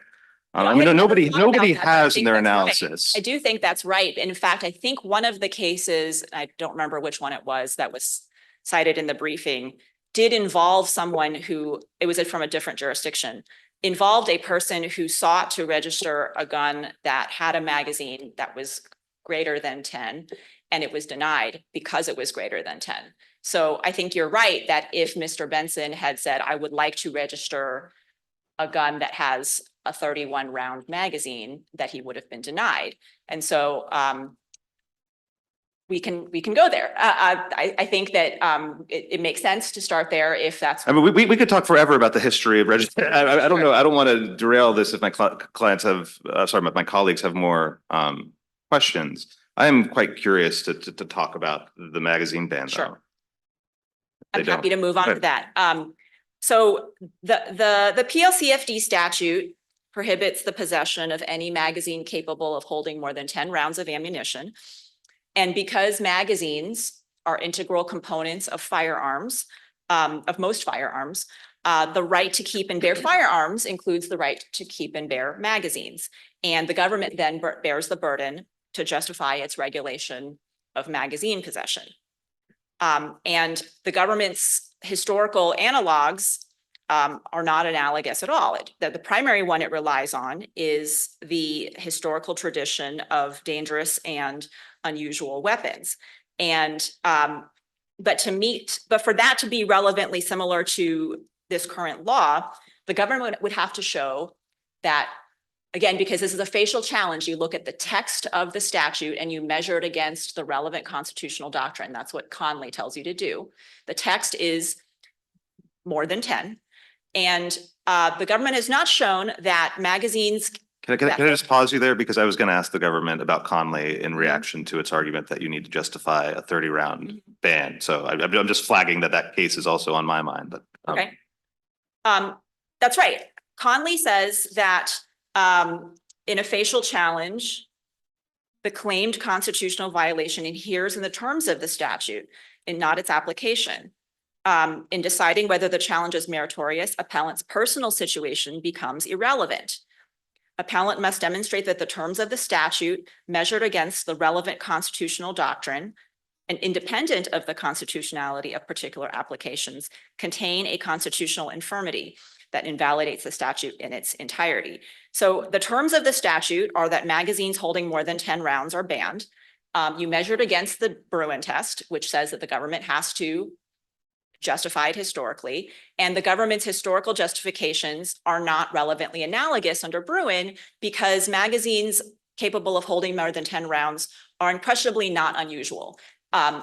Bruin and Heller both say that the historical tradition of banning dangerous and unusual weapons cannot be used to justify banning weapons that are typically possessed by law-abiding citizens for lawful purposes. Now, although there's some dispute about what use means in the phrase common use, but I'd like to point out that that phrase in common use comes from Heller's discussion of Miller, which was, a long ago Heller case that upheld a conviction for possessing a sawed-off shotgun. And in trying to harmonize its holding with Miller, Heller says Miller is best read to hold only that the Second Amendment does not protect those weapons not typically possessed by law-abiding citizens for lawful purposes. Well, I, as I stated earlier, in looking at this as a facial challenge, part of the argument in the government's brief about divorcing it specifically from Mr. Benson's circumstances and looking at on its face, under any circumstance here, would he be prevented from having a large capacity magazine? And I think, in my view, that does make the circumstance here of the 31 rounds magazine that he was carrying somewhat relevant. And I don't think that we leave that out of the calculus here about whether ordinary law-abiding citizens would walk around with a gun with a 31 capacity magazine. And I just don't see how that fits into any definition under Bruin or the language of the cases you cited, where they did look at some capacity magazines. They didn't look at something 3 times what they've already said is allegedly what normal law-abiding citizens carry. You have to talk to me a little bit about this 31. What about 100 capacity magazine? What about, I mean, Sure. how far out do we stretch this? particularly in the context of these cases. And it's hard for me to see, we don't see ordinary law-abiding citizens walking around with large capacity magazines that have a 31 shot capacity or greater. We see mass murderers walking around with those, so. So I'd like to address a couple of points. First, There were is- a lot of things wrapped up in that question, but. the first is that Conley says that you have to just look at the terms of the statute. I mean, that's binding precedent on this court, that in a facial challenge, you have to look at the terms of the statute and that the personal situation is irrelevant. I'll just, in So my then view. okay. Okay, so in my view, that means that if the government cannot show that magazines holding more than 10 rounds are dangerous and unusual, then then the statute is facially invalid. However, there's also the remedy of what is the remedy for a facially invalid statute. This court has said recently in Valdez that if this court can be confident that there is a legitimate sweep of the statute, then it can have it can save the statute from facial invalidity by narrowly construing it to be constitutional. Now, the court could do that if the government had actually demonstrated that 31 round magazines were not typically possessed by law-abiding citizens, but they have not shown that. Instead, they have shown that people only fire 1 or 2 bullets in self-defense, which is completely irrelevant because the test is whether it's typically possessed by law-abiding citizens for lawful purposes. That's the language of Heller. And even if you were to think of use, I mean, if I shoot 1 round from a 31 round magazine, I'm still using the magazine. That doesn't mean I have to expend 31 bullets to use it. So, and moreover, it just doesn't make sense to say that one has to use more than 10 rounds of ammunition in order for one to keep and possess and carry that pistol for self-defense. It's in case of confrontation. Most guns kept for self-defense are never fired whatsoever. They can be brandished instead of fired. So firing is really not the relevant standard. So the government has not actually put on any evidence, empirical, historical, or otherwise, that 31 round magazines, 100 round, I mean, it's sort of just stated that, high capacity magazines in general are used in crimes and in mass shootings. Fine, but that doesn't show that they're not also typically possessed by law-abiding citizens for lawful purposes. As Judge Kavanaugh said in Heller 2, handguns are also disproportionately used in crimes, but they're also possessed by lawful citizens, law-abiding citizens for lawful purposes. So the test is whether. Yeah, I mean, what is, so far as, I mean, I appreciate this hasn't gone through like an evidentiary hearing. But, you guys cite in your brief that the 3 most popular handguns in America have 12, 15, and 17 round magazines respectively. And I don't think the government, so far as I can recall, but correct me if I'm wrong, responds with any kind of numbers about the lack of ubiquity of those magazines. Is there something, do they try anything? Do they argue that, my understanding is roughly half of all magazines satisfy the district's high capacity ban that are in America today. I think more than half that are currently being sold and half in possession. That's right. And I don't know if they've countered with anything. I don't think they have either. And I'll also point out that in something like 34 states, there's no regulation of magazine capacity whatsoever. And so in most states, 100 round magazine is perfectly lawful. So there's just no, not to say that they cannot show that there's some number above which lawful, that it's not commonly kept for lawful purposes, but they just haven't shown that. In fact, that's exactly what the majority said in Heller 2 at page 1261. There may well be some capacity above which magazines are not in common use, but if so, the record is devoid of evidence as to what that capacity that is. In any event, that capacity surely is not 10. That is what Heller 2 said. And I don't think the government has developed any new evidence to show you what number, and not at 31, not at whatever it is. And so all we have is the text of the statute this text of the statute says 10. We know that 10, above 10 is certainly in common use, in common possession. Regular people keep 17, police officers regularly keep 17 round magazines for self-defense. They're not allowed to use them for unlawful purposes. So there's nothing inherently nefarious about a magazine that holds more than 10. So if you have it, if the text of the statute is not justified by history, then the court is faced with a facially invalid statute. And normally it would try to save that statute by narrowly construing it. For example, like in Valdez, where they said, well, a sodomy statute that just bans all sodomy is facially unconstitutional, but we know for sure that unconsensual, forcible sodomy is unlawful. So we're going to narrowly construe the statute that way. But here we don't have that line. There's Yeah, no I bright line. can't, I can't narrowly construe 10 to mean 40. I mean, there's nothing I can do. And nor would you, not only is it judicially impermissible because that would be a legislative choice, but there's no evidence that 40 would be constitutional.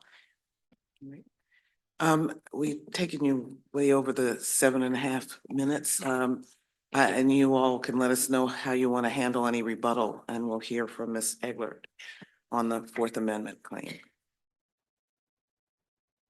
And Ms. Eglert, you're welcome to cede any portion of your time back to the Second Amendment issue if you don't use all your time, but you have your 7.5 minutes. Okay, thank you. For now, I'd like to reserve 2 minutes for rebuttal Okay. time. I'll proceed with the Fourth Amendment issue for Mr. Benson. It's a cold day in October, and to keep warm, Mr. Benson wears a head covering. It covers the top of his head, the back of his head, the ears, his neck. It's to him more practical than a hat and a scarf, more fashionable as well. In addition, because it was a cold day, he was wearing a sweatshirt, he was wearing long pants, and under his long pants, he was wearing tights that would help him keep warm. Mr. Benson was outside.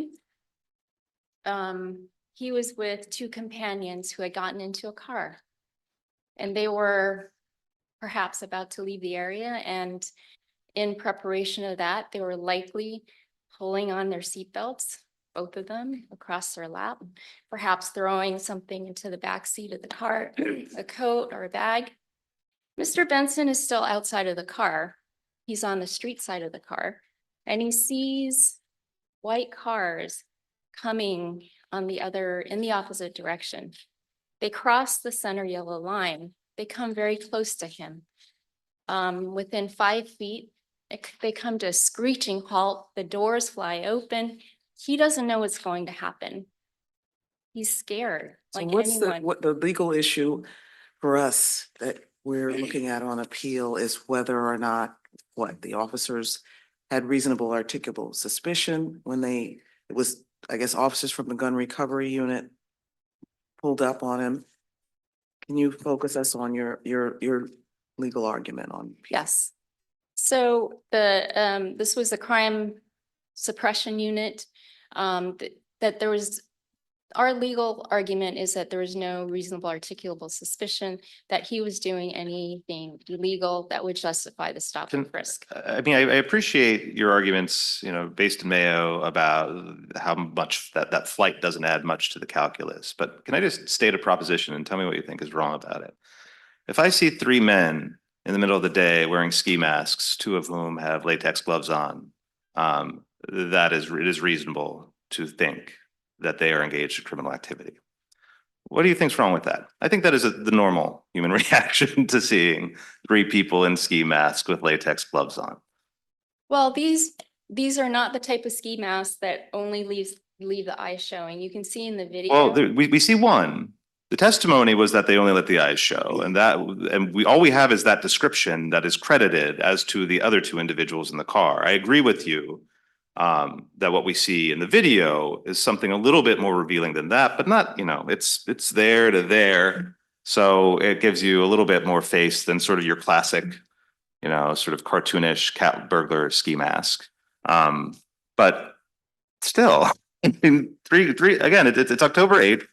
Nobody puts in evidence of the temperature. There's some evidence that there's the comment that it's chilly. One of the officers testifies that it's warm. I don't know what to do with that. It's not the dead of winter and they're not on a ski lift. And three guys together in the middle of a day in ski masks and wearing gloves. Like would you approach that group to ask for directions or would you get out of there? Well, there's still no evidence of any criminal activity. Well, in what that about, what do area. we make of, and this was an issue somewhat addressed in Mayo as well. There's testimony that this was an area known for gun activity. And I think that's about as specific as it gets. But the officers know that there are areas known for gun activity. Is that enough, coupled with the ski masks and the latex gloves and their location, which is known to have had recent, I think was the information in the record, although not on that day, I don't think, gun activity. I think those things, that the area and the report of having heard gunshots were very, very general, that it really, those things could not be applied to this group at all. There was really no talk of what was meant by this was an area known for gun-related offenses. That's all that was out there, was an officer just said that. Nothing about what kind of gun-related offenses, how often this happened, when was the last time it happened. As far as the gunshots, all they knew was it wasn't that day. It could have been the day before or many days before, and that day was already 5 o'clock in the evening. So it absolutely wasn't recent at all. And there was nothing that you could attach to this group. There was no report of any crime that had been committed, no 911 call. They weren't responding to anything at all. And so there was nothing to show that Mr. Benson was actually involved in it. Well, he was the only one, I guess, standing outside of the car with the ski mask and gloves and was there any other testimony by the officers about what drew their attention to him in particular? There wasn't anything, the officer, nothing in particular to him as opposed to the others in the group. I mean, they did. Well, other than the ski mask and the latex gloves and. Well, that was different about him versus the companions. He was not actually wearing any gloves. The officer admitted, after seeing the video when he's being handcuffed, there are just no gloves on him. So he was incorrect about that. I understand what the trial court found. There were many things I think that were contradicted in the record, but I understand what the trial court found. In addition, the gesture to the waistband and the running, I think are addressed pretty well in Mayo, that those things in combination, even with saying that this was a high gun related area, does not give the officers reasonable suspicion to stop and frisk him. Well, I don't know if Mayo goes that far. I mean, Mayo talked about the high crime area, but here we have a totality of circumstances here, where the officers did focus specifically on Mr. Benson, as opposed to, I guess the others, the car drove away, but he was not in a group of everybody else looking the same. He was by himself. So they did say some particularized reasons why they were drawn to him. Well, they were drawn to him, but there's nothing that he was doing that showed he was involved in criminal activity. And I think, Judge Deal talked about his head covering, and I hope I've addressed that it was actually cold. He was otherwise dressed for cold weather. If you even look at that video, Defense Exhibit 3, Officer Madeira, I think himself, is pulling on a knit hat. And obviously Mr. Benson asked for his hood to be put on. They do that. officer says it's cold. So I think that head covering is well explained in the record by how cold it was. And he was not wearing any gloves. There simply wasn't any indication that he was involved in criminal activity. And then the waistband was the other, the gesture to the Yes. waistband was the other factor. That's correct. And again, I would point to Mayo where there were some gestures to the waistband. And that obviously could be anything from adjusting pants or a belt or underwear or scratching or any of that. In addition, I'll just quickly point out that there was one of the officers said that he briefly, very quickly looked up while running and saw Mr. Benson. One of his arms was not swinging like as freely as the other one was. I would point out that this was a very brief momentary observation, and that Mayo says that there are many, many reasons that a person might be running this way, and that does not necessarily mean criminal activity. Right, thank you. We'll reserve your rebuttal time as requested.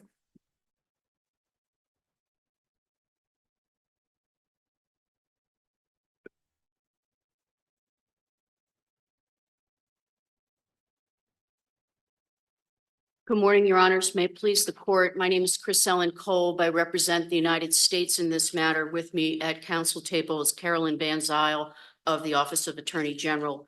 And as stated at the beginning, we will cede 5 minutes of our allotted time to OAG, and they will discuss parts of the Second Amendment issue. Your Honor, this court should affirm because there was no Fourth Amendment violation and because appellant's facial attack on the district's gun laws must fail. It's a heavy burden and they cannot meet it.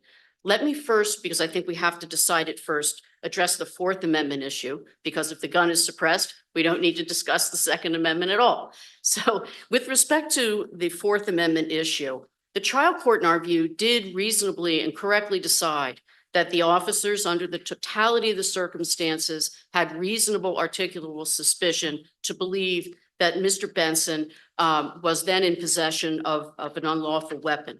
This is not a case, as in, say, Mayo or others, where we have mere flight in a high crime neighborhood. It's more than that. And I think as has been acknowledged, I think by everyone, for Fourth Amendment purposes, we look at the totality of the circumstances. And the circumstances here where you have 3 individuals midday wearing balaclavas, as they were just, I think, described in the record below, 2 people inside of a car where it's not cold, presumably, were wearing those masks, and Mr. Benson outside of the car also wearing the mask. There was testimony that the individuals inside of the car were wearing latex gloves. Latex gloves were found on the defendant's person at the time of arrest, but I believe Officer Madera said that they weren't visible in the body-worn camera. The other, I think, significant fact is as the police car approached, everyone in the car acted frantically, and the defendant in this case, who was outside of the car, really wanted to get into the car, which also caught the officer's attention. Officer Madera testified that he saw the defendant adjust his waistband at some point in time before the defendant then immediately took off into the alleyway. And Officer Anderson said that while the defendant was fleeing and running pretty quickly, if you can see on the body-worn camera, he was running in a way that was unusual if you were really trying to run. One arm was somewhat bent, I believe he described, and in a way that was consistent with trying to adjust something in the waistband. And the body-worn camera, I think, corroborates Officer Anderson's concern that that was a weapon because Officer Anderson repeatedly yells to his colleagues, waistband, waistband, waistband. Those totality of the circumstances. Mr. Cole, Yes. can I focus you on, just before we conclude the totality, the manner in which the officers drove up and positioned their cars? Yes, the officers were in unmarked vehicles. They drove up, and this is just based on, I think, more the body-worn camera because there wasn't a lot of factual testimony. There was some finding by Judge Leibowitz based on, I think, that record, that the officers stopped. They were a little bit over the line, but they did not block the car of Mr. Benson and his friends. And there is a screeching sound that you can hear in the body worn camera. And so, you know, it wasn't just a kind of a slow roll up. There's no question that these officers stopped in a pretty abrupt way and that they were over the yellow line, but not, at least from my view of this, they weren't significantly over the yellow line. And Judge Leibowitz found that this was aggressive, but that it was not something that would have been caused somewhat a provoked flight necessarily. And so that's really, I think, what we have in the record in this case. It's significant, I think, too, is that Mr. Benson ran pretty quickly. And these are all, I know, very quick events unfolding, but he ran pretty quickly. There wasn't the kind of situation, say, as in Mayo, where the officers got out and then there was a slow walk away from the officers and then the officers converge and they start talking to the guy. There was nothing like that. Mr. Benson was out of there. And the approach, I mean, correct me if you think I'm wrong, but the approach of the aggressiveness of the approach of the officers really could only mitigate the force of the flight evidence, but it doesn't affect the incriminating force of all the other factors you've listed, That's right. or, you know, including reaching Right. during the flight, you know, if he had merely walked away and done, you know, gestures in his waistband, that would also have some incriminating force. I totally agree with that, Your Honor. I think it is a relevant data point. And it does kind of add a little bit of weight to appellant's argument that maybe there was some startling going on. But some of the frantic actions occurred, at least according to the testimony, before the officers even got out of the car. So I think there is still that kind of odd reaction to police presence that wasn't completely contingent on the quick stop of the police vehicle. At what point would it have, based on this record, been evident that it was a police vehicle? She said they were unmarked. I think everyone, you know, obviously the defendant didn't testify. And I think that there was somewhat of an acknowledgement or assumption maybe by the police that everyone knew that this was an unmarked police vehicle and that was the reason that folks were reacting in the way they were. And I think the judge made a similar finding, and I don't really think anybody disputed that below, that somehow Mr. Benson might have thought it was someone else who was approaching his group. So I think that's the record that we have. And the only other thing I want to say on this Fourth Amendment totality is I do think that the waistband and reaching toward the waistband, according to two different officers, is significant. Before the flight and during the flight. Correct. I think that is significant in addition to everything else. And I think that Judge Leibowitz relied on the Pridgeon case for that point. And I recognize that case matching is of limited utility, but the court does in many of its cases point to nothing about the flight itself being incriminating. And the court actually used that language in Posey. The court in Posey said that there was nothing about the manner of Posey's flight itself that was suggestive of armed robbery in that case. And so here we do have something suggestive of possession of a weapon. And so to the extent at the trial level and in the briefing, appellants relied heavily on Posey, we think Posey actually supports us in this case. If I could, unless the court has further questions on the Fourth Amendment issue, I'd like to address the Second Amendment claims, if I may. A few overarching points I think have to be made at the outset. First, there's never been any allegation here that Mr. Benson ever applied for a license or registration, and that this is a facial attack. He's attacking the fact the district has these regs and rules in place and that he has to abide by them as a facial matter. And that's important because a facial attack is the hardest one to mount. Supreme Court said that recently in Rahimi and Salerno and all those cases. It is the burden on the appellant in a facial attack to show that these statutes and regulations have no legitimate sweep, that there's no way in any circumstance they can be applied constitutionally. Now, Your Honor, Judge Deal asked my colleague about the Conley case.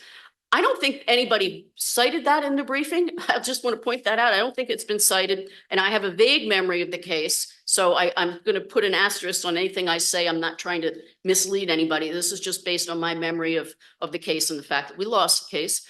But that case, if I recall, involved the statute that criminalized possession of a firearm in a motor vehicle, I believe. And the Court of Appeals in that case said that there was no I think it was the passenger had to get out once they were aware, and there's a Yeah. question about whether or not Yeah, they and had like enough. It was a mess Uh-huh. and it was invalidated and there you go.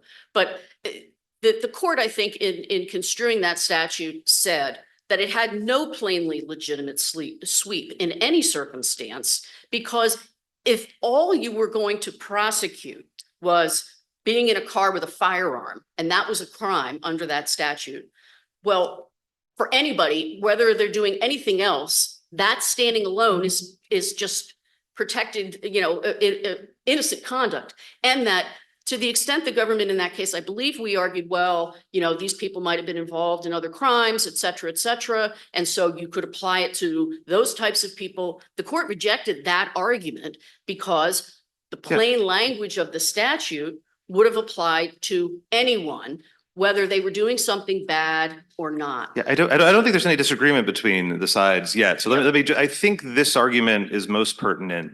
To the LCM argument. That's right. So And sort of the framing question is, do we ask whether or not a law that says you can have no more than 10 rounds in a magazine that holds, capable of holding more than 10 rounds, or do we ask, could you write a law that could prescribe the defendant's conduct of 30 rounds or more? And Conley says the first thing, as I read it, it says you ask, because you're looking at the face of the statute, you're not asking about the application to the defendant.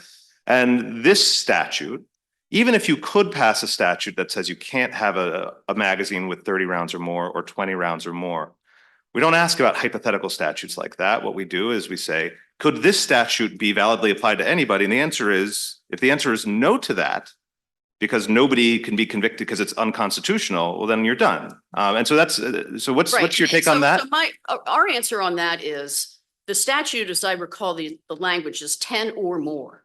It's 10 or more. And so the plain language of the statute basically says. Well, 10's definitely okay. So that's probably not the language, right? It's good, more than 10. More than 10? I'm paraphrasing the statute, but my point is this. The statute is, the language of the statute is addressing basically someone who has firepower over anything over 11, which would be 10 in the magazine and 1 in the chamber. And the question is, can you say that those types of weapons may be regulated consistent with the Second Amendment? And we think the answer is yes. And the reason the answer is yes, we would submit, is because this is a dangerous and unusual weapon, given the lethality of this. Well, type of let's weapon. talk about unusual. Yep. All right, go for it. Okay.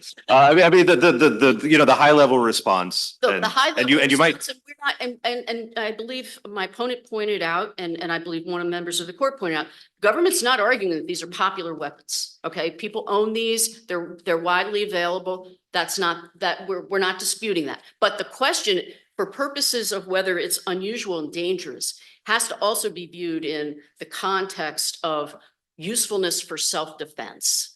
And so unusual and dangerous for purposes of self-defense. And I think that's where the legislature is entitled to make a judgment, and to make a judgment that these types of weapons have so much firepower that this is not the usual weapon that one would have for purposes of armed self-defense. But it is. I mean, The fact that, well, let me say. yeah, I mean, it is a very usual weapon to have for It's self-defense. possibly Possessed, but the question is it possessed? Of course. And can the legislature say that it's possessed for purposes of lawful self-defense? Yes. I mean, it's very, I mean, I grew up in a house that had a 15-round clip in the nightstand, somewhere where it was legal.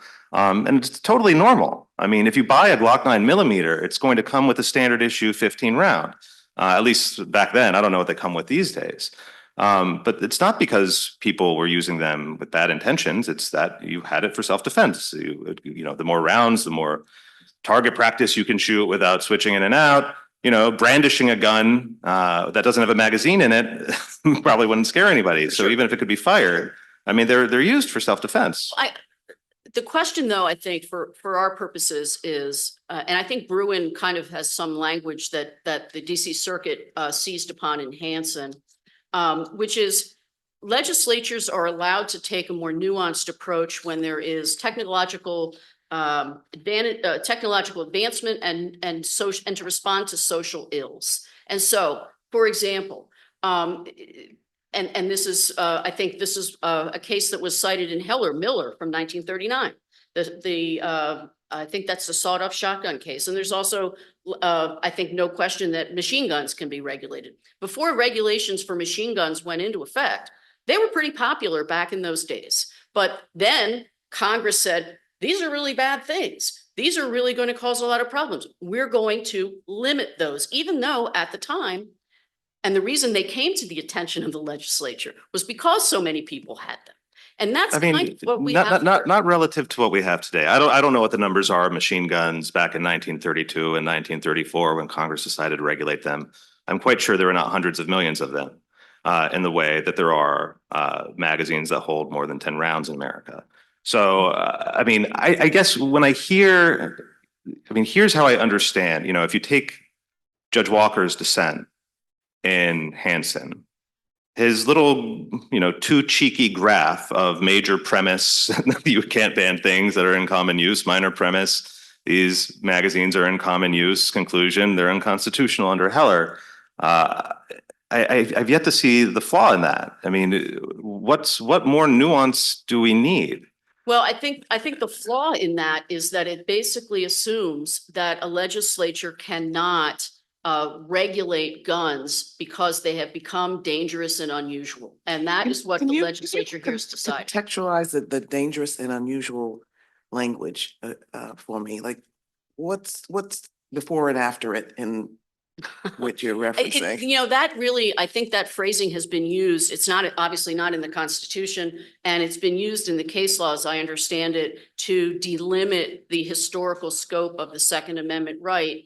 And in Heller, McDonald, and all of these cases, the Supreme Court has said, well, we're not calling into question the ability to regulate weapons that are dangerous and unusual. And so how is that juxtaposed with commonly used? Well, I'm drawing a somewhat more nuanced line or finer line. Commonly possessed, Mhm. meaning I have a bunch of them at my house, versus commonly used for lawful self-defense. And that's where I think the legislature has made a judgment that, okay, we know people like these, but we don't think that we want people to have them because they're not lawfully used for self-defense, given the lethality of those weapons. I mean, that sounds like the means and balancing test that Bruin got rid of. I mean, you're saying, you know, the value is greater than the harm. And let me give you a hypothetical. Most people who possess a gun in self-defense will never fire a gun in self-defense. And even those few who fire a gun in self-defense will probably not hit their target. They might discharge it, they might brandish it. So let's posit a law that says ammunition is now banned. All you need is blanks in a firearm because the sound of the gunshot will surely scare them off. You can brandish a gun, you will hear the noise, that will scare off the intruder because nobody's really being shot in self-defense. You know, it's a very uncommon thing. What do you think the chances are that regulation would survive? I think that would be a much harder regulation to defend. And the reason is that I think some of this goes back to the common You law. won't even give me obviously unconstitutional? And I'll tell you, no, I'll tell you why though. And I think it's because it all emanates from, in part, the common law understanding of what is self-defense. And so I think that would probably fail because self-defense inherently means that you get to use force to repel someone coming against you, and a bullet that has no effect wouldn't have that ability. You wouldn't be able to act in self-defense if the bullet was effectively a dud. I'm sorry, I'm gonna channel my textualist and the Second Amendment, I grant you a lot has been said about self-defense, but the text says the right of people to keep and bear arms shall not be infringed. Full stop, Correct. right? So, you know, I mean, part of my desire to exercise my ability to defend myself might be shooting a lot, to practice. I mean, I don't understand why this has to do with actual use and use for self-defense and, why can't I just have it on hand? Lots of bullets in a large magazine under the text of the Second Amendment Well, the and- text of the Second and Amendment, the and sort of the absent history of regulating how many bullets anybody has. well, Your Honor, I think this kind of gets to the nub of, I think where all the courts are struggling with Heller and Bruin. And that language that you've quoted from the text of the Second Amendment, I think the courts have said, or at least my understanding is that we read that language as written based on a pre-existing right. And that pre-existing right was baked into the language that you just read. And therefore, the Supreme Court in Heller and Bruin and Rahimi have all kind of recognized this notion that there was a longstanding tradition at the time of the Second Amendment and the English Bill of Rights and all that, where there was regulation, there was some understanding of regulation of firearms. And Heller was very clear. Well, but I mean, if we're gonna talk about the text, it's the right of a well-regulated militia and the people, not an individual. So Well, look, that Not argument, I the think language. the district made that argument pretty strongly in Heller itself. I know. And the court didn't like that argument. So I'm not focusing, I mean, I think that language has been somewhat, I don't want to say jettisoned, but that has kind of fallen by the wayside. But my point to Judge Easterly's question is that I read these Supreme Court cases as saying that Second Amendment language has to be read and it was written with an underlying understanding that, and Heller says this, you can't possess any kind of gun for any kind of purpose for whatever reason. And that was kind of, people knew that. And so I think that even though taken literally, that language might mean you should be able to have a bazooka and use it in your yard. Well, it can't really mean that. And it didn't Well, not really a mean bazooka, but lots of bullets available to me, readily available to me in a large magazine. Well, again, I think we would say that the Second Amendment, as written, somewhat appreciated that there was an ability to regulate as long as the right wasn't infringed. And that kind of gets to the point of infringe. And what does that mean?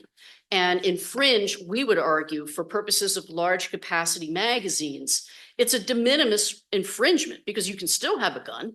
You can have multiple 10 magazines. Why can't you ban magazines altogether? Well, because then the arm wouldn't be up. Of course it is. You Well, can, you have can one load in the it. chamber, Yeah. I guess. I guess that's true. And I And- guess the question then would be for the legislature, does that so substantially infringe? Yeah, see, if you think that's a question for the legislature, after Heller said semi-automatic weapons are constitutionally protected, then I think you need to read Heller again. I mean, it's not a semi-automatic weapon without the magazine. Understood, Judge. But I do think it's the consequence of the arguments that are being floated today. If the magazine's not an arm because it can be operated without it, Right. well, then magazines can be banned, and that to me is just flatly inconsistent with Heller. Well, magazines are somewhat more integral, just like you can ban the trigger, right? So you can't Yeah. use the gun. I'm not disagreeing with Your Honor about that. I think what we are saying is that there is a tradition of judgment that the right to arms has some type of boundary. And that boundary was, I think, baked in at the time they wrote the Second Amendment. Bowie knives and other things like that, trap guns, there were rules about gunpowder storage. All of those, we think, are of older vintage, but they were in the mind of the framers and at the time of the 14th Amendment. And we think that that kind of understanding of what it means to infringe is a reasonable reading of what we have here. We're not infringing, our position is, we're not infringing on your right to armed self-defense because we say that you can't have the capacity to fire lethal weapons with such alacrity that you can't, that it wouldn't be basically a fair fight, and that the harm to the community is, that's not the type of self-defense that the Second Amendment protects. And so that is, it is a legislative judgment in part, but I don't think the Second Amendment precludes legislative judgments. And in fact, that's where we get to Bruin. I think when it comes to banning things that are in common use for lawful purposes, I think it does. I mean, what about, why isn't that, I just don't understand where Heller or Bruin leave any room for a contrary argument. I mean, that's or Cateno, the summary reversal of the Right. stun gun case. Right. I mean, they're talking about whether or not something, stun guns are not commonly deployed on intruders, but they're ubiquitous and not nearly as ubiquitous. I shouldn't even say that. I mean, I guess they're common enough for the Supreme Court, but they're not nearly in as many homes as magazines with more than 10 rounds. So yeah, it's a tight limit. I mean, I know Virginia has a 20-round magazine restriction, for instance. And I don't know that there was a legislative judgment about what's in common use or not. I assume the legislative judgment was, we don't like them. They're Well, I think dangerous. there was a fair amount of testimony in front of the city council about the lethality of Sure. these types of weapons. And that was, I think, a fair judgment that the city council could make. And I guess the only other thing I want to say on this as a final point, and I do want to talk about registration, because I don't want to leave that I was going to aside. ask you about that, but can you address the DC Circuit's recent case? I know it was, Hanson. Yes. Yes, Mhm. and we think, we think Hanson is a reasonable resolution of this. I mean, we made an argument, and I know that OAG made an argument that LCMs, large capacity magazines, are not arms, at least as construed by the Second Amendment, as commonly understood. I think that argument still has some merit, but I don't think, and the DC Circuit rejected that argument. So, but there are other courts that have taken a different view than the DC Circuit on this question of arms.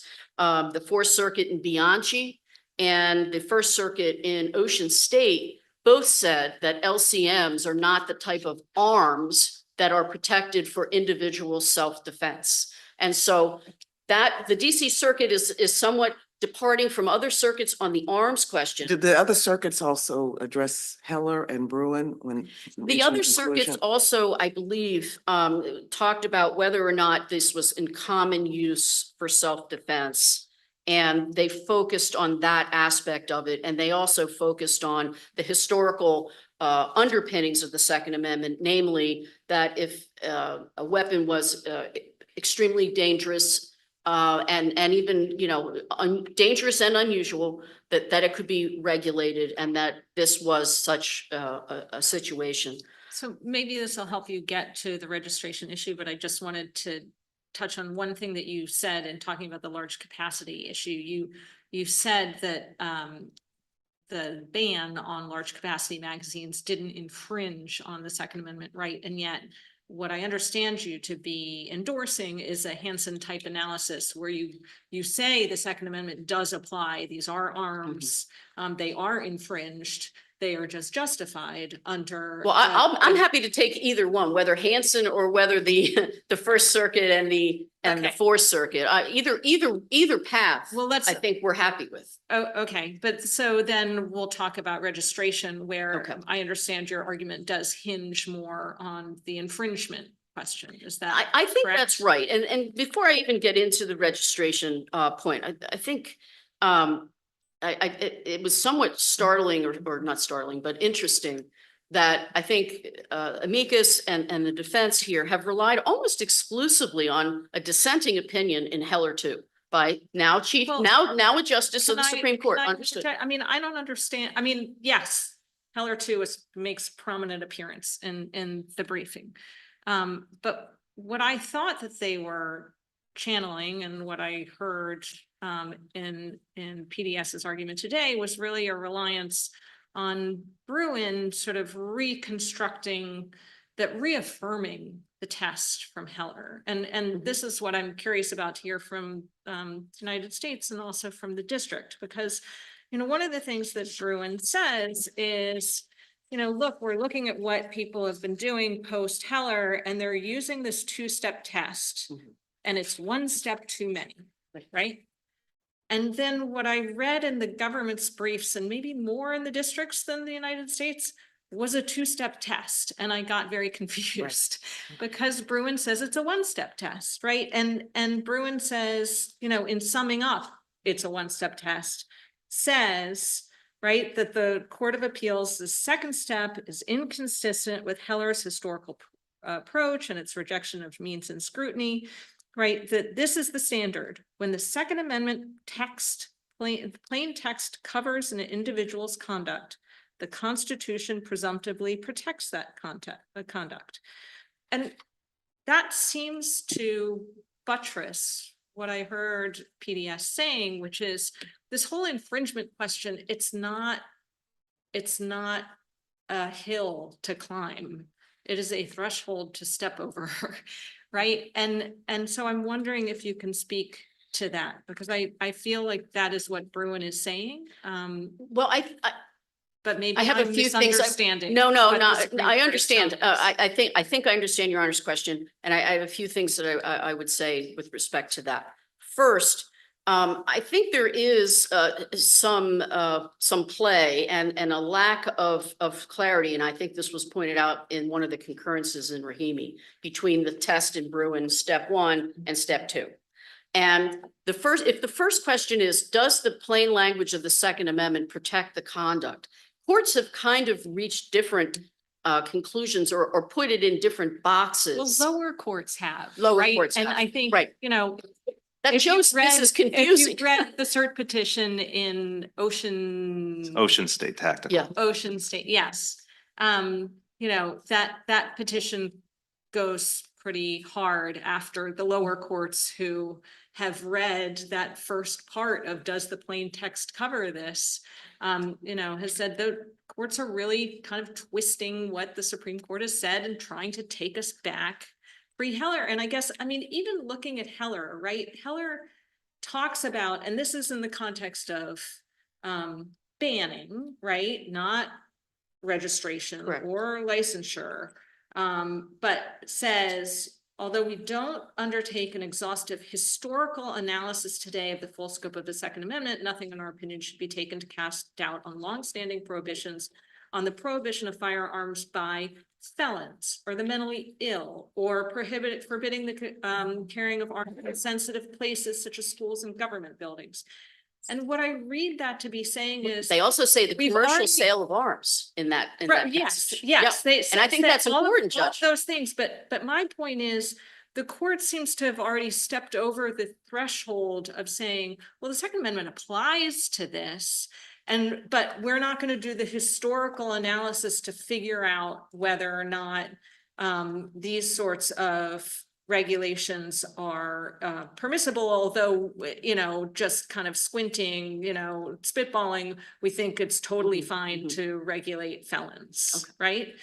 So that again sort of leads me to think that this whole kind of what is infringement is not, I mean, it's not a two-part test because it's all one test, says Bruin, because it's just kind of the entry into the historical analysis. Well, What I am think there are missing? two ways to analyze the registration requirements. I think using some of the language that Your Honor has quoted. The first way is to say that it doesn't infringe on the right to keep and bear arms, to require registration, because we're not saying to anyone, you can't keep and bear arms. This is a mere administrative requirement. That's what the DC Circuit said in Heller 2. And significantly, this court endorsed Heller 2 in the DuBose decision and cited the majority. What's your opinion. second reason? Because that Okay. doesn't really respond to All right. the language that I'm Well, identifying. my from the second, all right, Supreme then Court. my second Right. reason is this. It's the language with respect to felons and all of that Right, and they're it could- talking about history. history and Right, commercial which they sale. wouldn't be talking about if this didn't infringe. Commercial sale of arms have always been regulated. And Heller acknowledges that its decision doesn't call that history into question. And in regulating the commercial sale of arms, we may ask sellers, and we would argue buyers as well, to make representations to fill out forms. The Seventh Circuit in the Scheit case addressed that in the federal context of all the federal forms that have to be filled out. And if Heller allows commercial regulation of firearms sales and form filling out as part of this longstanding tradition, we would respectfully submit that rather than just requiring the sellers to do it, the District of Columbia is And within that's- its rights to That may be require your buyers. best argument in favor of upholding regulation, but and forgive me if I've been unclear. I'm asking about sort of this threshold question of, we don't even have to get to history because this doesn't infringe, right? And This that's kind of this, de- that this was the de DC minimis circuit, argument that was the and- DC right, and- circuit's de minimis language. Right, and I understand that's what the circuits are saying, but I Right. feel like the Supreme Court is saying, wait a second, if the plain text, right, the plain text being the right of the people to keep and bear arms shall not be infringed, facially applies to this, then we go to history. And that seems to be what Heller is doing. That seems to be what Bruin is saying when it says like, look, there's just one step, right? Plain text, and so we go to history. And Well, they're calling that one step. And as I said before, I think the interplay of these steps in Bruin, the courts are still sorting out. So, Well, but we've got a directive from Bruin saying just one step. and the just one step would be the right to keep and bear arms as a pre-existing right. How was that understood? That was understood that you could have arms for lawful self-defense. Right, but that seems inconsistent with Heller, right? Because why would you even talk about, hey, we have to, the long-standing historical analysis supports, No, you it's know, not inconsistent, restricting, Judge. And giving guns to I don't think it felons. is, because again, this goes back to, and I think there's language about this in Bruin too, is that the Second Amendment was written with a kind of an underlying understanding of here's what we all know about arms bearing at the time of 1791. And at that time, firearms had regulations and there Right, were that's ways. the history part. That's the No, part that's- that you get that's- to I think after the you say Supreme that the Court is Second saying- Amendment- uh, that, I mean, isn't that what No, Bruin I says? think we're gonna duke it out, but I think Okay. that the Supreme Court is kind of saying, Judge, that this text has in it a baked-in understanding of what was going on at the time as being within the contours of the right of the Second Amendment. And so I think that would be one way to, I think, assess this, is that at the time, it was baked in that firearms were not a free-for-all, that you couldn't just I do mean, whatever it's you just, want. and I'll leave it at this, but the Supreme Court says in Bruin, when the Second Amendment's plain text covers an individual's conduct, the Constitution presumptively protects that conduct, and the government must then justify its regulations by demonstrating that it is consistent with the nation's historical tradition of firearm regulation. And that plain is, text and first, that runs then history. headlong into Heller, where there are presumptively lawful regulations. And Well, I mean, Yeah. Bruin comes after Heller Uh, and for the sure. Supreme Court gets to kind of they refine and get to tell say us what they they're want, I doing. know, but I think that the mess that's been made, and whether you want to put it in step one or step two, I think there is a longstanding tradition, courts have said it repeatedly, of regulation. But the order of operations, to borrow Judge Steele's terminology, matters, right? Because, you know, maybe Mr. Benson can't get over infringement if infringement encompasses history. Mhm. But maybe the government can't show history if Mr. Benson shows that the Second Amendment applies to things like registrations. Well, we think we can show both. We think that he doesn't get through infringement because filling out papers doesn't infringe your right. You can still have a gun and still use it in self-defense. But even if the court finds that the text of the Second Amendment does apply, we think that we can meet the history test as to registration, and the history test as to registration. Can I interrupt? And Yes. I'll let you get right back there. I am curious about my actual order of operations question though, which is, what is your view about, the way I laid it out for appellant's side was if the magazine limit is unconstitutional, then he could not have registered this firearm. It was a flat out ban as to this firearm, and he could not have gotten a license for this firearm because it would have been a ban as to that because it was illegal. And I guess I've been wondering, you know, hypothetically, if we found that magazine size ban was unconstitutional, do you think we have occasion to address the registration and licensure requirements? I mean, part of my. I think you do. I actually agree with PDS on that, is that Mr. Benson has been convicted of 3 separate crimes. And so. Oh, for sure. I mean, So we have to address, I think. No, I know that. Let me, more carefully put my question.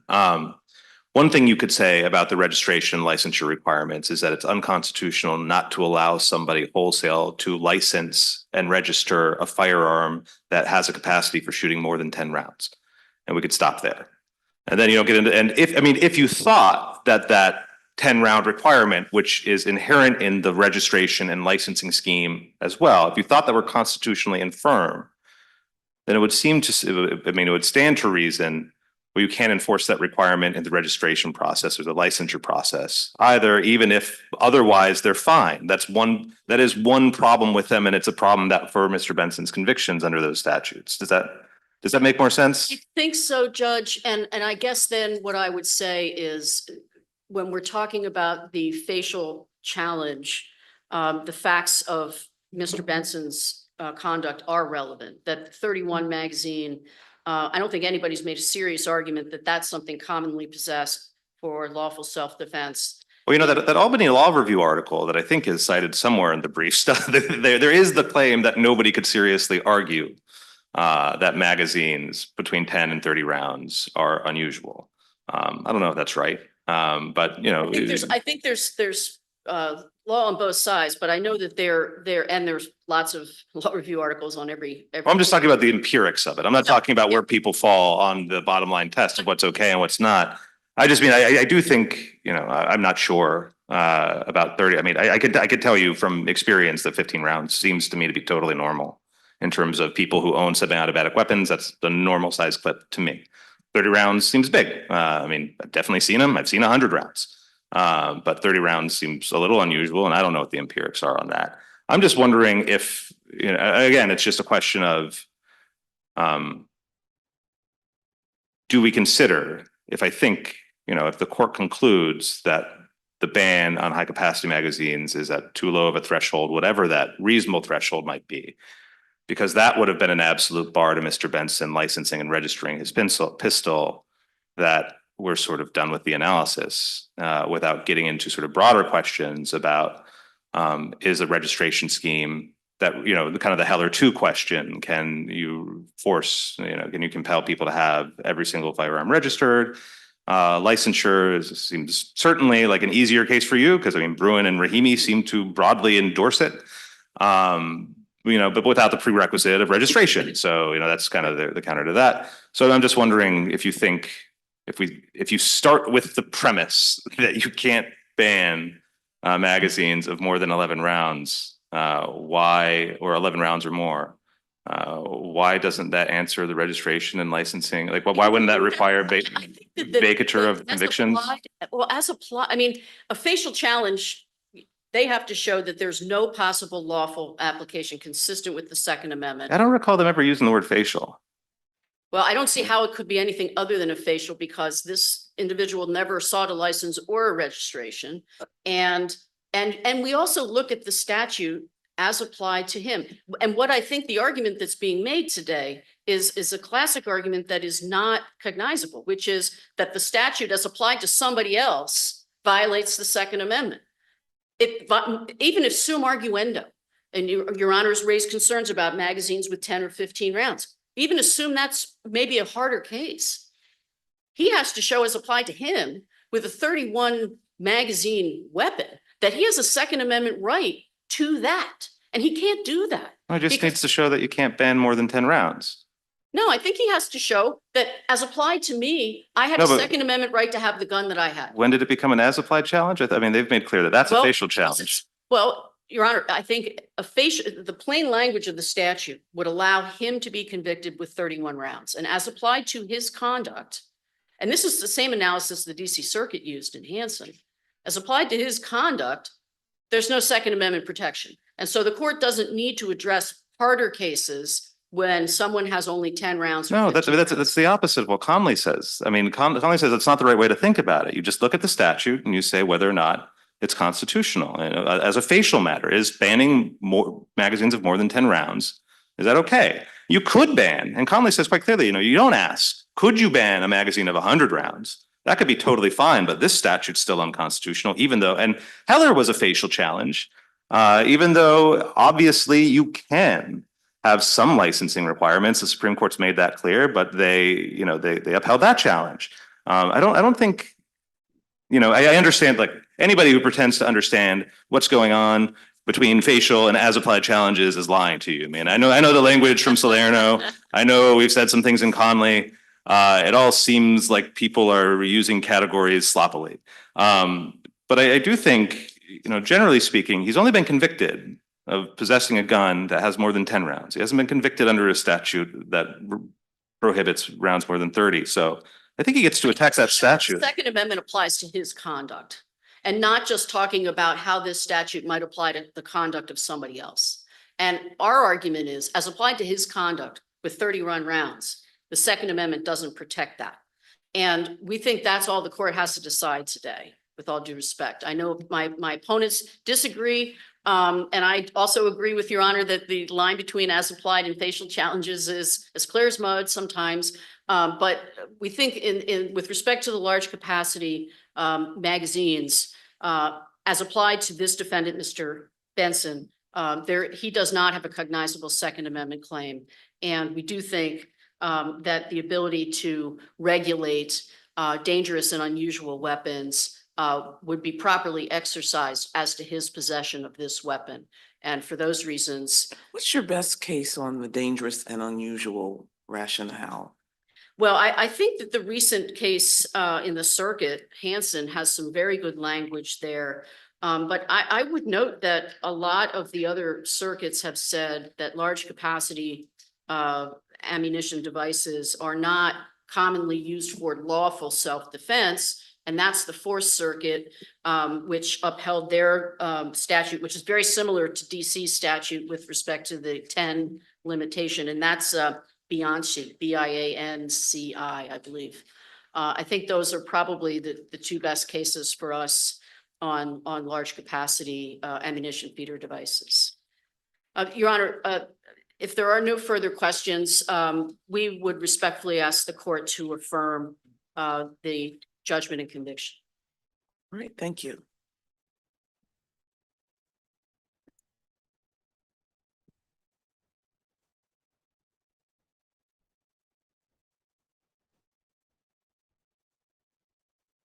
Good afternoon, Your Honors, and may it please the court, Caroline Van Zyl on behalf of the District of Columbia. I'll go ahead and begin exactly where my colleague on behalf of the United States ended, which is with precedents that have addressed these large capacity magazine bans.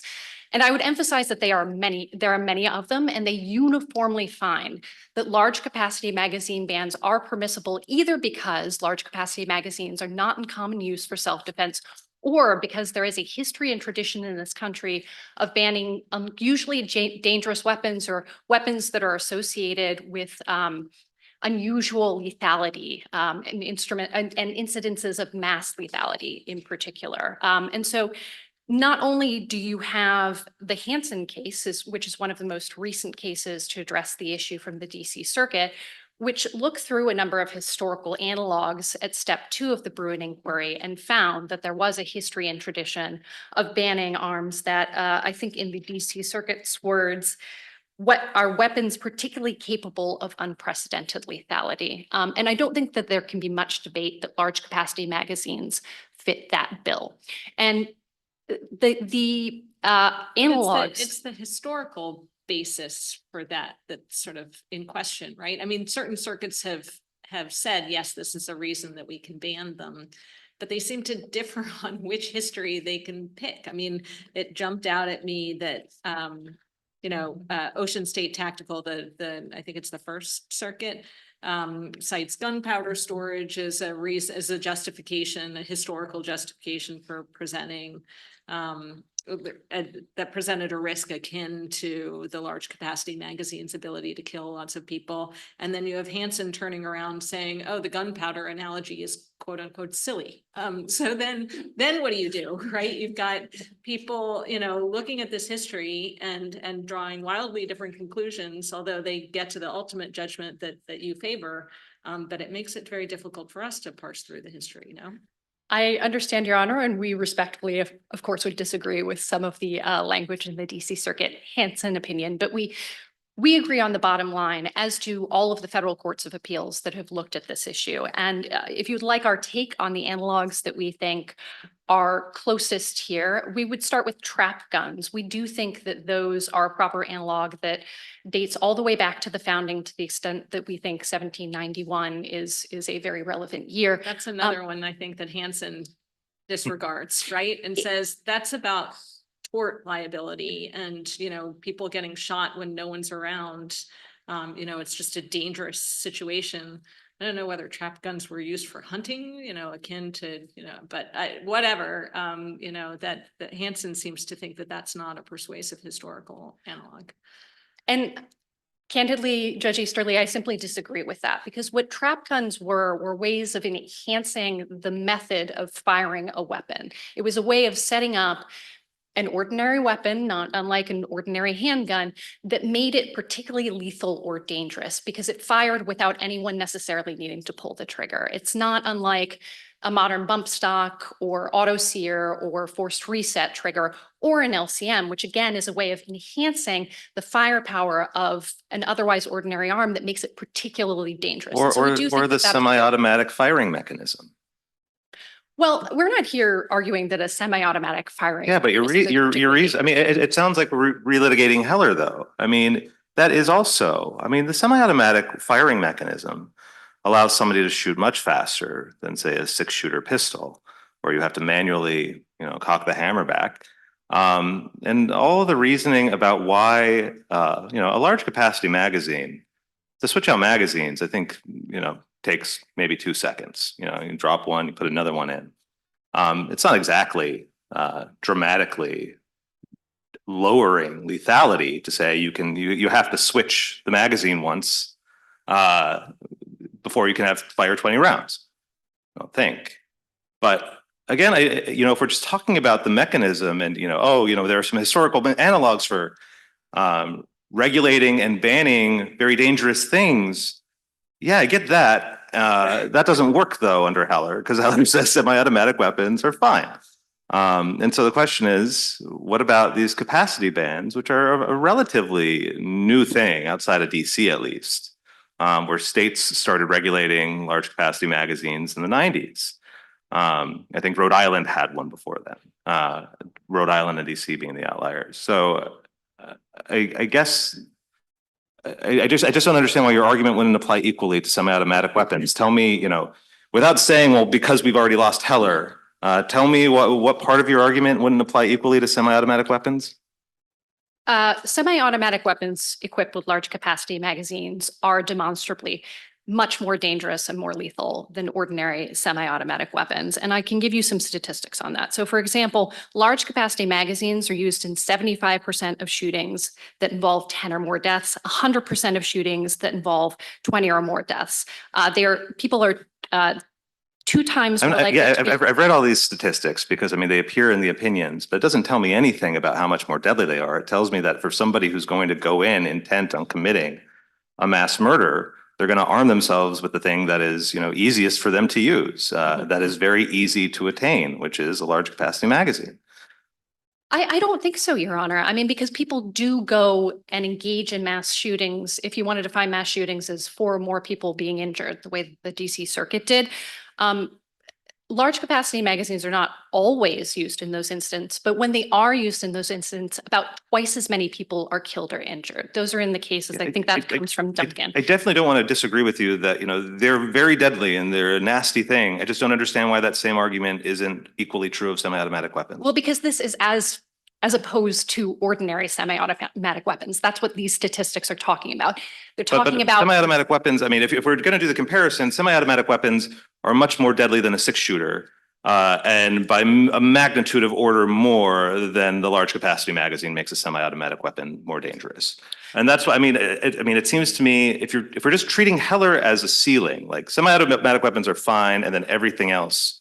I mean, you answer the question I asked to Ms. Kolb, which is, can you just ban magazines outright?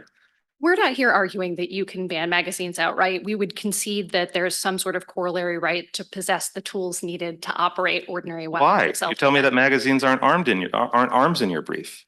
Well, that is one of the arguments that we make, Your Honor. And we think that it's a valid argument. Large capacity magazines in and of themselves are not weapons of offense. Historically, arms and accoutrements were treated differently. In particular, ammunition containers were not considered to be arms. And So but I you want can to ban, you can ban magazines. no, we're not here contending that you could ban magazines. Again, because we think it's- that there is not because It's the logical extension of your argument. So I don't understand what you mean. No, well, Except you just don't want to say it. That's where we are. Let me give you an example that I hope will illustrate what I'm saying here on the arms point. So we would concede that the district would be hard pressed to ban bullets consistent with the Second Amendment because of this corollary right to possess tools you need to make arms operable. However, that doesn't mean that you cannot ban armor piercing bullets or poison tipped bullets. It's a different kind of mechanism that again is much more dangerous and certainly not necessary to operate an ordinary semi-automatic handgun. So too with LCMs. Maybe you need a magazine to operate an ordinary semi-automatic handgun, but you certainly don't need a magazine that can carry 11 or more bullets. But even accepting that Your Honor might not be on board with our arms argument, before I turn back to the history, I do just want to touch briefly on the other threshold argument that we're making, which has been discussed a bit already today, that even if LCMs somehow constitute arms, they are not arms that are commonly used for self-defense.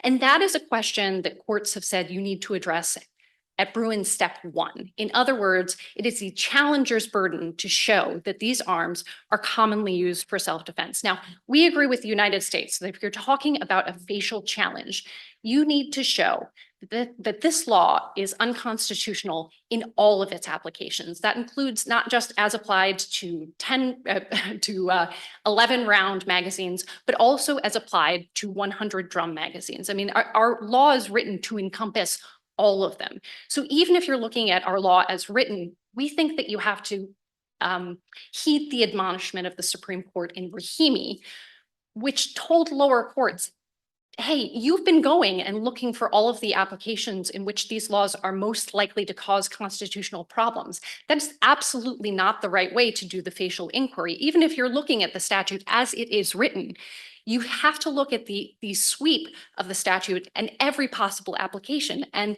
100 But drum magazines Rahimi- is absolutely an Rahimi was application covered by this separate law. sub-provisions. Rahimi would be an analogy here.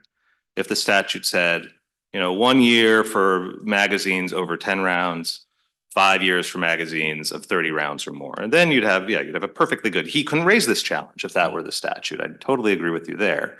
Just not what the statute says. The statute is everybody's the same, whether or not you have 11 rounds in a magazine or 1,000 rounds in a magazine. It's the same statute that applies to you. So the facial challenge asks us whether or not banning 11 rounds or more is constitutional. He would have to satisfy that a 1,000,000 round gun would have to be okay to strike this down facially. I don't think that's how, that's not what we said in Conley. And so maybe you can address Conley.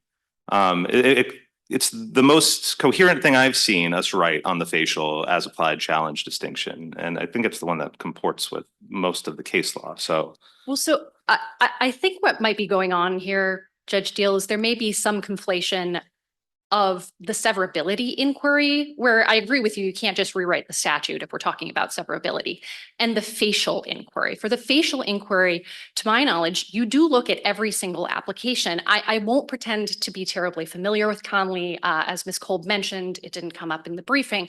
But as I understand that law, anytime you applied it to any scenario, by its terms, it would have been unconstitutional. Not so with our LCM ban. You could absolutely apply it as to a 100 round drum. No, not if it's unconstitutional, you can't. You could apply a prohibition that barred 100 rounds. If that's constitutional, fine. If a 30-round prohibition is constitutional, fine. If a 20-round prohibition is constitutional, fine. But those are not the hypotheticals that are before us. We have to ask whether or not anything more than 10 rounds is constitutional. And if the answer is no, then this statute is unconstitutional in all of its applications. Well, if that's right, Judge Deal, then I think the analysis of the court in Hansen and the conduct of the litigants there is quite puzzling. Because in that They case, conceded facial invalidity at the Of oral course. argument. They could- and they conceded facial invalidity because we argued and they knew that they would then have to defend 100, 31, 1 million round magazines to the extent that those exist. That's why they made It the was a concession. bad They- litigation choice. I mean, so what? We have a precedent that says that's exactly the wrong way to think about it. And at oral argument, they apparently conceded something. The court didn't say one word about it in Hansen. Respectfully, Your Honor, I don't think they made an unsound litigation choice. I think that they understood Salerno and Brahimi to require an inquiry where you look at the facts most favorable to the government as statute might be applied and not the reverse. And again, So why wasn't Heller It was very- wrong? Hmm? Why wasn't Heller wrong? That was a facial challenge. yes, because we had a. Clearly, you could register. Clearly, there can be I mean, part of your argument is there can be a registration and licensure scheme that would be valid as applied. They could have barred a felon. They even said, you don't need to issue this to a felon. That would be fine. And then they concluded facially unconstitutional. Right, because it, as the court read it, in effect, it banned all possession of handguns in the home. I'm trying to make sure I understand the point of departure, and this is the question that Judge Deal asked Ms. Kolb, and this point we're stuck on right here. The language of the statute is more than 10 round Correct. clip, right? Here, Mr. Benson had a 31 round magazine. Correct. So how are you analyzing that? Sure. That because it was more than 10 automatically. Well, we think that more than 10 sweeps in literally any number more than 10. We don't think that the legislature is required to write out every single number above 10. But that is in essence how the statute functions, right? And this is different from the case that Judge Deal is discussing in Heller, where if you want to inject whether he's a felon or not into it, felons have nothing to, I mean. Stay on the clip. Mhm. So because he had more than 10, automatically, if it's a facial challenge, what? I guess this is where the facial and as applied maybe conflate a little bit. And I was looking at this as a facial challenge. Yeah, and if you look at it as a facial challenge, we think it's even more cumbersome for Benson to prevail. Because again, facially, we're not just looking at a 31 round capacity magazine, which in and of itself, as far as I can tell, is quite extraordinary. We're looking at even above 31 round capacity magazines. And so- I'm just losing you on the terminology. Facially means when you're looking at the text, no? Yes, in all of its applications. And one of the In all of its applications applications, The does sweep statute in the 31. prohibits possession of large capacity magazines. correct, And then separately defines large capacity magazines. Is Yes. that correct? as having above 10 rounds, which Right. would include So- 31 rounds, 100 Right, but- rounds. But anything, right? Anything above is illegal. And that's the facial. We don't look to see how it actually played out in the particular case. That's as applied. We're looking at what does the text of the statute say? It says anything above 10 is illegal, is banned, is prohibited in the District of Columbia. That's a facial challenge. That's correct as so far as it goes, but I think the next step of the facial challenge is, okay, you look at the text, but then you also look at all of the text's That applications. seems to be Otherwise, conflating as applied with facial. Otherwise, this plainly legitimate sweep language that we see in many of the opinions would make no sense if we're just kind of looking at the four corners of the statute. Also, if this is how the court is conceiving of a facial challenge, it in essence penalizes legislatures for not listing every single number above 11, which is a rather bizarre way to go about adjudicating constitutional challenges. In other words, I mean, I think, and then And I'll the move off of Legislature this just because That's the legislature set a threshold and said this is how many you can have, no more than 10. They set a very broad threshold, right? They set a threshold that includes 11 round magazines and anything above. And then, What is the again, as- language? It's no more than 10 or anything above? What's the I exact believe, language? I believe it's more than 10. Again, I can see if I can find. And then I uh, guess, in the facial challenge in all of its application, mhm. what do you rely on for the need to play it out in all of its applications if we're looking at a facial challenge? Salerno and Rahimi. I mean, that's just the language. But moving off of this point, because I recognize that it has already been the subject of considerable debate here, and I'm sure we could go on. I want to just come back to the commonly used for self-defense. But Point. I'm sorry, I'm not. Yeah, of ready to course. move off this one. So if we look at it as a facial challenge versus an as applied challenge for Mr.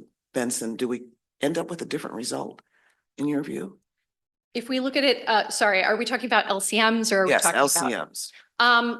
No, we think that the result is the same because again, as we conceive of the facial challenge, we think it would encompass 100 round magazines, 31 round magazines. We think And are equally therefore, it's problematic. not facially unconstitutional under, Exactly. in your analysis, under either facial or as applied. Indeed. But again, going back to all these Court of Appeals cases, they do tend to analyze large capacity magazines and as applied challenges with feeding devices between 12 and 17 rounds. And so we think even if we were operating in that world, this is still perfectly constitutional. Now, part of that is that it's step one, according to the Fourth Circuit in Bianchi, the Seventh Circuit in Bevis, the DC Circuit in Hansen, and the Second Circuit in Antonyuk. It is the challenger's burden to show that large capacity magazines are not just popular, not just in common use, but are in common use for self-defense, because that is the core of the right. That's the language that the court used in This Heller. gets me back to the burden issue, right? Because you said it's the challenger's burden, but if there's just one step under Bruin of, yes, this is an arm that's protected, the right to bear and keep of which is protected under the Second Amendment, it's the government's burden then to show that this is historically regulated, is historically deemed uncommon and dangerous, etc. And Your Honor, I think there would be a number of federal courts of appeals out there that would be very surprised to hear that Bruin creates some sort of one-step test as far as. Bruin says it creates one step. Well, no, what I Bruin, mean, I'm really not, I don't think I'm out on a limb here. He says When 2 it- steps is 1 step too many. well, So in two read in- minus 1 is 1, I think. I mean, Well, math is not my strong suit, but. then I will yes. say, if that is so, Your Honor, I think a number of courts of appeals out there must be somehow missing the point. But I That think when seems to read be in. what Paul Clement is arguing in his cert petition, but you know. That is fine. Last I checked, Paul Clement is not an Article 3 judge. And so I might pay. He is not, but he is definitely inviting the Supreme Court to revisit this for a 3rd time. Fair, and they may well at some point. There are a number of things about this test that do need to be clarified, but I don't think that the 2-step argument is really fairly one of them. To date, the 1st, 2nd, 3rd, 4th, 5th, 6th, 7th, 8th, 9th, and DC Circuit, and in less than clear language, the 10th and 11th Circuit have all held that there is this text step, and then you go to analogs if the text is fairly and historically understood, doesn't cover your conduct. And so what I think Bruin does in operation is create that kind of dual inquiry. Right, And- I mean, no one's saying that you don't look to the text, it's just how difficult is it to get beyond looking at the text? And even Hansen is saying, well, yeah, okay, this falls within the text of the Second Amendment, let's go to history. Well, no, Right, actually, and under which it's the government's burden, and Hansen says the government carried its burden. But nonetheless, put the burden on the government, am I wrong? so I would disagree with that synopsis of Hansen in one respect. What Hansen said is we don't really have enough information right now on this preliminary Okay, record it's to a say whether preliminary it's in common injunction. use for self-defense. But Hansen actually did put that inquiry at step 1. And we would say here that the burden has not been shouldered by Benson. But even if it was our burden, we don't think that these large capacity magazines, especially the extra large capacity magazines, are in common use for self-defense today. And And we think that for a number of reasons. I mean, among other things, there is this language that's been discussed in Duncan. When you look at the actual data about how arms are used in self-defense, most arms are fired for self-defense purposes 2 to 3 times. So we're talking about 2 to 3 bullets. Instances in which 10 or more bullets are used are exceedingly rare. I mean, think you'll- Ocean State. You'll recall my questions on this, which is most firearms aren't fired in self-defense at all. They're brandished. Most things that are fired, or that they're held in the home, just in case. They tend not to, so, why not ban ammunition? Well, we think that arms are certainly fired enough that an ammunition ban in and of itself would cause some constitutional concern. And I'll admit that there is a certain line drawing aspect of this, but we think that wherever you draw the line, it's pretty clear that once you go above 10 rounds, there's essentially no evidence that 10 or more rounds, let alone 10 or more rounds without reloading your magazine, are commonly used for self-defense. And I think, I mean, But if the point- it's just possessed, you know, they're commonly possessed for use in self-defense. Why do you think that means you have to empty the clip? I mean, it is the protective means of a great number of Americans to defend themselves, a gun that has a clip with more than 10 rounds in it, seems to me the relevant question. Well, so Judge Yell, I think that inquiry, if what we're just looking at is popularity or possession, that inquiry cannot possibly be right for several reasons. Among other reasons, the numerosity inquiry has been called by the Seventh and First Circuits to be hopelessly circular and illogical. The reason, for example, that we don't have more machine guns out there on the streets today is that they were banned or heavily regulated by the federal government at a certain point. The point That would mean- before they were ubiquitous, before they were everywhere. Oh, there are 700,000 of them out there right now. I mean, whether It's we not call 100 that million. what It's not 100.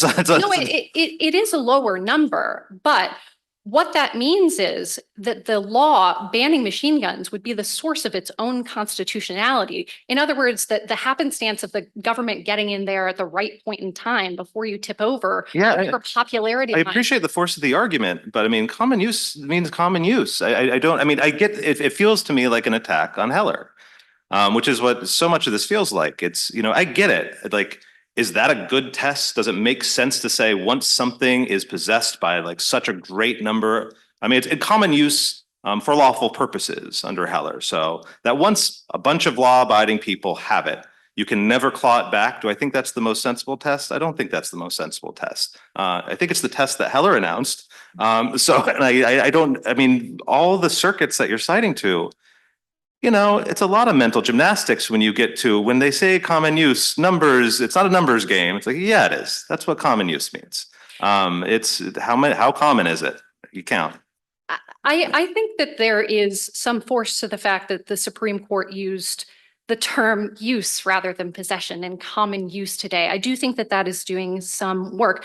But the other thing I would say, going back to Heller, I mean, the reason why I think that this inquiry isn't foreclosed or burdened by Heller is, number one, Heller didn't engage in any sort of counting inquiry. Neither did Miller and neither did Bruin when it was analyzing this right. And in fact, I'm not aware of any constitutional right that depends on how many of a particular object happen to be out there in the market. Market saturation is not usually something that's of constitutional import. The other thing I would say about Heller is that the reason that Heller deemed firearms to be both in common use and so useful for self-defense was certain physical characteristics of the arm, how it was easy to lift and to aim with one hand while the other hand is dialing 911 on the phone. And there's no physical characteristic of large capacity magazines in particular that make them useful for self-defense. Quite to the contrary, the sine qua non of a large capacity magazine is that it allows you to fire more than 11 shots uninterrupted. And what that is most useful for is offensive or criminal use. It uniquely allows you to spray bullets to hit more humans in a shorter period of time. And so I think if we're looking at the objective features of the firearm, which is what Heller did, that too points to the fact that this is not the kind of object that is in common use for self-defense. That said, I'm happy to move on to the analogs because a number of the cases that we've been discussing today do land on step 2 and hold that these large capacity magazine bans are constitutional because of the historical analogs. We think that there are many. We think that there is a very long-standing tradition here of banning unusually dangerous weapons, or if you want to borrow the words from Hansen, weapons particularly capable of unprecedented lethality. Again, we've talked about trap guns and then we were sidetracked, but beyond trap guns, you then have Bowie knives and slung shots, which were popular at the time.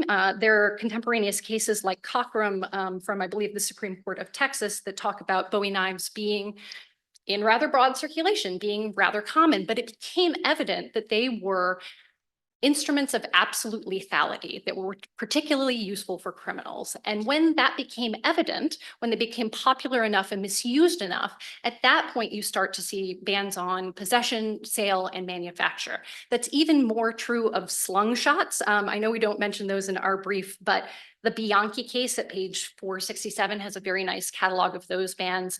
And those bans really start around 1849, and you see some of those bans continuing to today. And then that brings you into slightly more modern times when you start seeing bans on things like sawed-off shotguns, machine guns, and large capacity magazines themselves. Judge Deal, at one point you mentioned that you thought that large capacity magazine bans were hyper-modern, if you will. They didn't come about until the 1990s, but that's not quite right. Between 1927 and 1934, Rhode Island, Michigan, Minnesota, and Virginia, along with DC, all passed bans on large I capacity believe all but magazines. DC repealed those statutes within 30 years. Well, I mean, and then they were gone, like wiped from the books until the 1990s. I mean, so yeah, there were outliers. I mean, that's the kind of history that Bruin said, forget about it. You know, a few statutes that that make something a distinct outlier is not a history and tradition supporting a regulation. no, we don't think that these are outliers at all, Your Honor. I mean, and some of these were based on a 1928 model machine gun law. The district's own ban was endorsed by the NRA at the time. And I think to pick apart these different analogs and say, well, this one's an outlier, that one's an outlier, I don't think that that's the right way to go about the analysis. And I think that's one thing that Rahimi makes perfectly clear is that we're not looking for a historical twin. We're not even necessarily looking for a historical cousin. We're looking for regulations that taken together show a principle. Here, the principle of banning unusually dangerous weapons or weapons capable of unprecedented lethality. And I think it's helpful to look at how Rahimi analyzed the two analogs that were at issue there to illustrate this principle.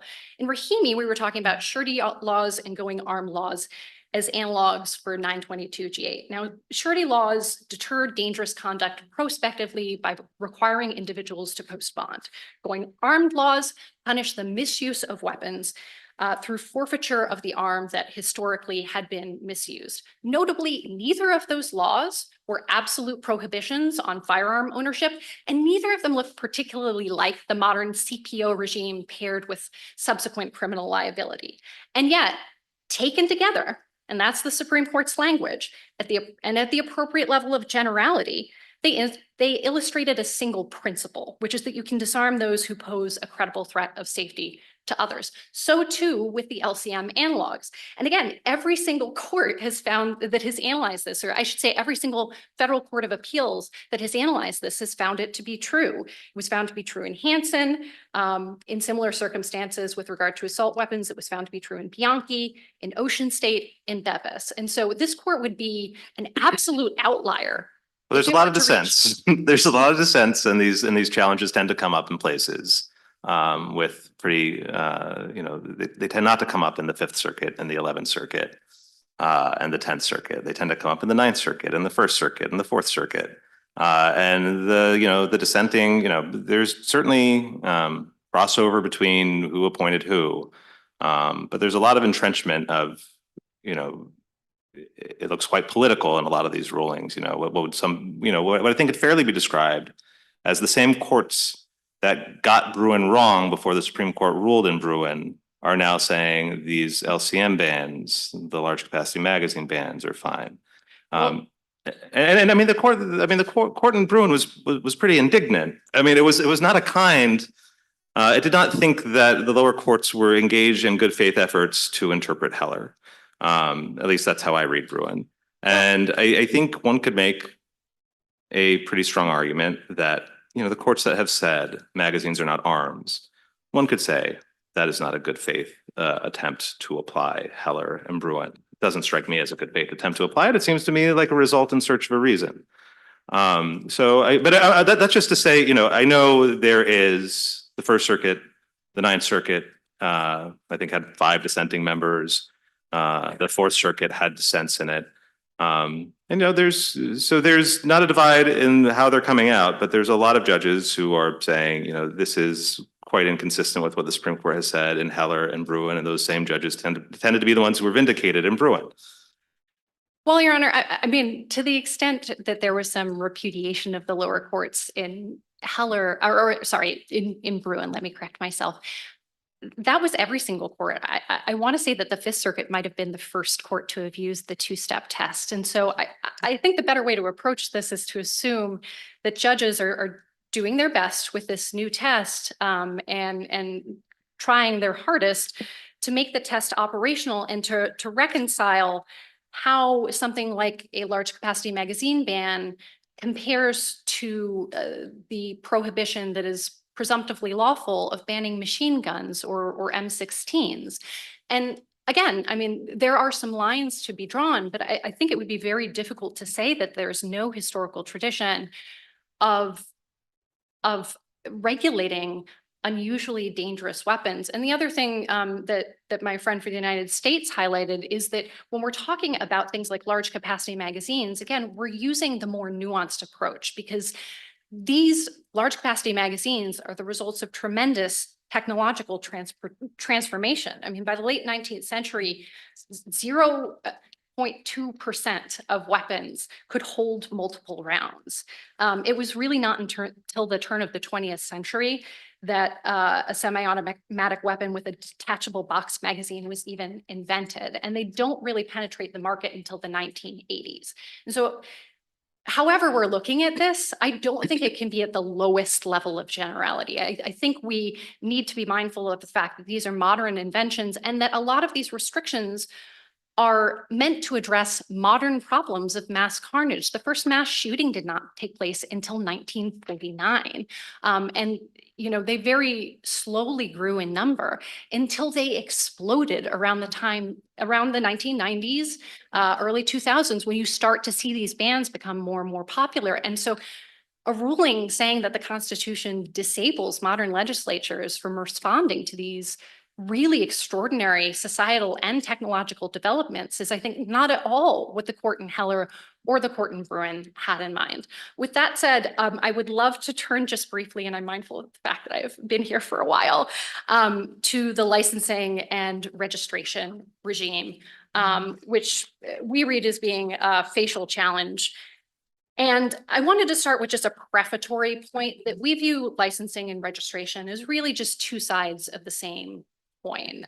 When you register your firearm, you're essentially getting a license to possess a weapon, to possess that weapon in your home. I'm sorry, I don't quite understand because they're two different statutes. They're two different schemes. If you want to own and have a gun, you have to get a license and you have to get the gun registered. And yeah, you have to get the gun registered and get licensed. You have to satisfy both, but I'm not understanding. It's like, it's just the same side of the same coin. I mean, it's, you're establishing one that you can be a responsible gun owner. And then you're also telling the government everything about your gun, what kind it is, where you're keeping it in your house or where you're keeping it full stop. And that seems separate and different. And it's, again, two different statutes. So I will grant you, Your Honor, that there is this additional component of registration where you give some information about the particular arm that you are purchasing or registering at that time. But at base, both regimes are regimes that require you to furnish some amount of information, often pretty basic information at the outset to the government. And then the government uses that to screen for whether or not you are a dangerous person, or in the case of registration, also whether you are seeking to possess an unusually dangerous and hence banned disarm. And we think that those kinds of regimes are commonplace throughout history. We don't think that they infringe on the right to bear arms. I don't in The any way. registration scheme is not commonplace, right? We think that it is. It and similar regimes are quite commonplace, we would say today. Certainly, they don't exist in the majority of jurisdictions, but by my count, there are at least 9 states that require either registration of all weapons or some kind of permit to purchase regime, which includes Hawaii, California, Michigan, New Jersey, Connecticut, Illinois, Nebraska, What of all was the, what's places. the, so I mean, I had thought the registration, like a sweeping registration requirement only existed in Hawaii and DC based on what I had seen. So what's the second category? The permit to purchase? What is Permit- that? Permit to purchase or license to purchase. So Ah. it basically means you need to get a piece of paper before you go out and buy your arm. A number of those Each one? regimes- in some of these states, yes, not all of these states, but some of these states. You do need to do it for each arm. Certainly, in Michigan, you have to list each gun. In New Jersey, you have to list guns on the receipt. In Connecticut, so there are a number of these regimes, and yes, some of them look a little bit different. They're classed as licenses, but they're all doing, we would say, more or less the same thing as our registration regime. And so, as a contemporary matter, we actually don't think that we're an outlier in any respect. As a historical matter, we don't think that we're an outlier either. We think going back even to the founding, you will see laws and statutes that are pretty good analogs for our registration regime. And I would highlight in particular, because we haven't talked about it yet today, loyalty oaths. So loyalty oaths were very common during revolutionary times, and they basically required you, many of them required you to go before a justice of the peace, write your name in a book, take a loyalty oath. That book, by the way, was called a register. And if you were not willing to take the loyalty oath, if you were found to be dangerous in that respect, you were then disarmed. We cite Pennsylvania's laws. There are similar laws in North Carolina, Virginia, and Massachusetts. New Jersey, Connecticut, and Rhode Island had slightly more targeted loyalty oath regimes. If you were suspected of being disaffected, then you would have to go through that same. Can you either, I don't want to make you do it on your feet if you don't have them. If you have the citations, the one other than Pennsylvania, could you provide them? A letter would be fine. We will get them to you in a 28K letter if that Okay. would be useful, of course, yes. And so we really think that those are excellent analogs. They weren't analogs that dissenting then Judge Kavanaugh had occasion to consider in Heller too, but we think post-Bruin that they are very relevant. We think so too are surety laws, both for registration and for licensing. Now, not everybody had to appear before a magistrate and say whether or not they were dangerous and could be required to post a surety bond, to be sure. But it was another regime where you had to, in certain circumstances, show up before a government official, give some information about yourself, about whether or not you should be considered dangerous and were likely to misuse arms. If you were not, you could go on your merry way. I think it's the in certain circumstances that throws me. Because I mean, the surety laws, if I'm correct, that's only prompted by some credible allegation. That's right. Okay. I mean, I guess, and I'm just kind of curious about the statutes that you're citing about the loyalty oaths. Because this is everybody, right? Everybody's got to register. Everybody's got to register every gun. You know, the licensing Yes. scheme is fine. Every gun, you know, Judge Kavanaugh has some problems with that, and he did a pretty good job of predicting where the Supreme Court would go in Bruin. So, but I'm not on this issue for sure. And I think, you know, in Rahimi, I think you see a little maybe buyer's remorse about some of the things that were said in Bruin, some of the concurrences at least. So, which of these loyalty oaths? I mean, again, I don't know how common the regulation has to be after Bruin, but which of them is sort of everybody come forth and you lose your arms if you don't swear loyalty Yeah. oath is. As we read them, and again, these are historic laws, so some of them are a little more dense than others, but Pennsylvania, North Carolina. And just, Virginia, let's just talk about Massachusetts. Pennsylvania. Pennsylvania, you understand to be broadly applicable? Yes, all male white inhabitants of this state above the age of 18 years shall take and subscribe the following oath or affirmation before some one of the justices of the peace, that the justice or justices of the peace shall keep fair registers of the names and surnames of the person so sworn or affirmed. And if you did not do so, you would be disarmed. So we think What in about terms women? of. What about women? Or- I or mean, black- it Isn't that always the historical doesn't say question? anything about women having to It take. doesn't Well- say anything about African Americans saying. Right. Indeed, and I mean, it is a very unfortunate historical reality. Well, that no, those I'm were just not- wondering seriously, like, were women then not able to possess a weapon because they hadn't, and there's no obligation under the language that you read that they had to take the loyalty oath. It just seems like anyone who has a gun has to take a loyalty oath and. And women weren't able to vote, but that doesn't mean they don't have voting rights today, right? I mean, No, you're it- missing my point. There may well have been women who were armed.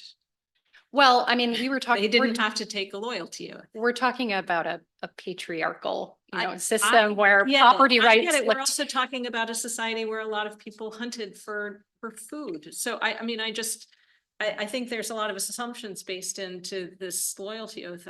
We're happy to take a look at it, but it just doesn't seem to me like it's a broad based, oh, no one can have a gun unless you Yeah, take well, loyalty. I mean, Loyalty oath. let me just say, Judge Easterly, if that were correct, then Heller would have some problems as well, because all of the laws that Heller was looking at, generally they were applied to males, sometimes limited to white males. And so obviously that is a horrible historical fact, but I don't think it calls into question that the fact that everyone who was viewed at the time as having a right, a pre-existing right to bear arms, which unfortunately was limited to white men at the time, was required to show up. I mean, I think that I'm is. just questioning what the point of the loyalty oath was. That's It all. was to screen for dangerous individuals who could be disarmed. And again, the other thing I would mention, we have these muster laws as well. We have some taxation regimes, all of which required you to give some information about your firearms. And I would emphasize again that just that methodological point from Rahimi, that you're not looking at each analog in isolation. What Rahimi did was really take multiple analogs together. And what Justice Kavanaugh in So, particular. Can I ask, I mean, I will say, I'm a little bit confused whether or not step two even exists when you're talking about an outright ban to an arm that's in common use. Why do you think it does?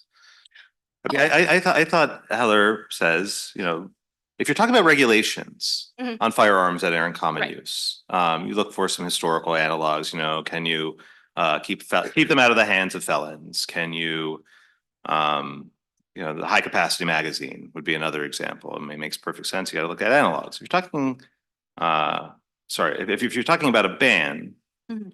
then, you just can't, sorry, I tripped myself up. I'll let you keep going. I think I totally lost my train of thought, but That's it was sort of a why if something is in common use. Do we even do a step two? Yeah, I thought step two was sort of like, we're talking about the regulations that we put on it and who gets to have it, but an outright ban for everybody, I kind of read Heller to say that's right out. Well, I would disagree, Your Honor. I think that the bulk of the Bruin opinion wouldn't have needed to be written. If once you're past step one, if you're talking about a complete ban, that's it. Because. Oh, but Bruin wasn't a complete ban. I mean, Bruin Well, let people. neither are. No, the LCMs is a complete ban. Okay, so I was Sorry. talking about Oh, license. sorry. Yeah, I'm sorry. My head's, that's why I tried to let you move on. No, I won't take you back. Yeah, I mean, if we're talking about, so. Sorry, please stay on your point and ignore me. It's fine. I will quickly answer what I take your question to be as to LCMs, and then I will pivot briefly back to licensing and registration. So on LCMs, if there is no step two, then I think all manner of arms, grenades, machine guns, etc., could be in real trouble. In that, if you accept that 700,000 of something is quite a lot of something to have, it's certainly more than the 200,000 we were talking about in that the two justices were talking about in Catano. If you don't get to go to step two on that, then you're in some real hot water. And I don't think that anyone on the Supreme Court ever would have intended that.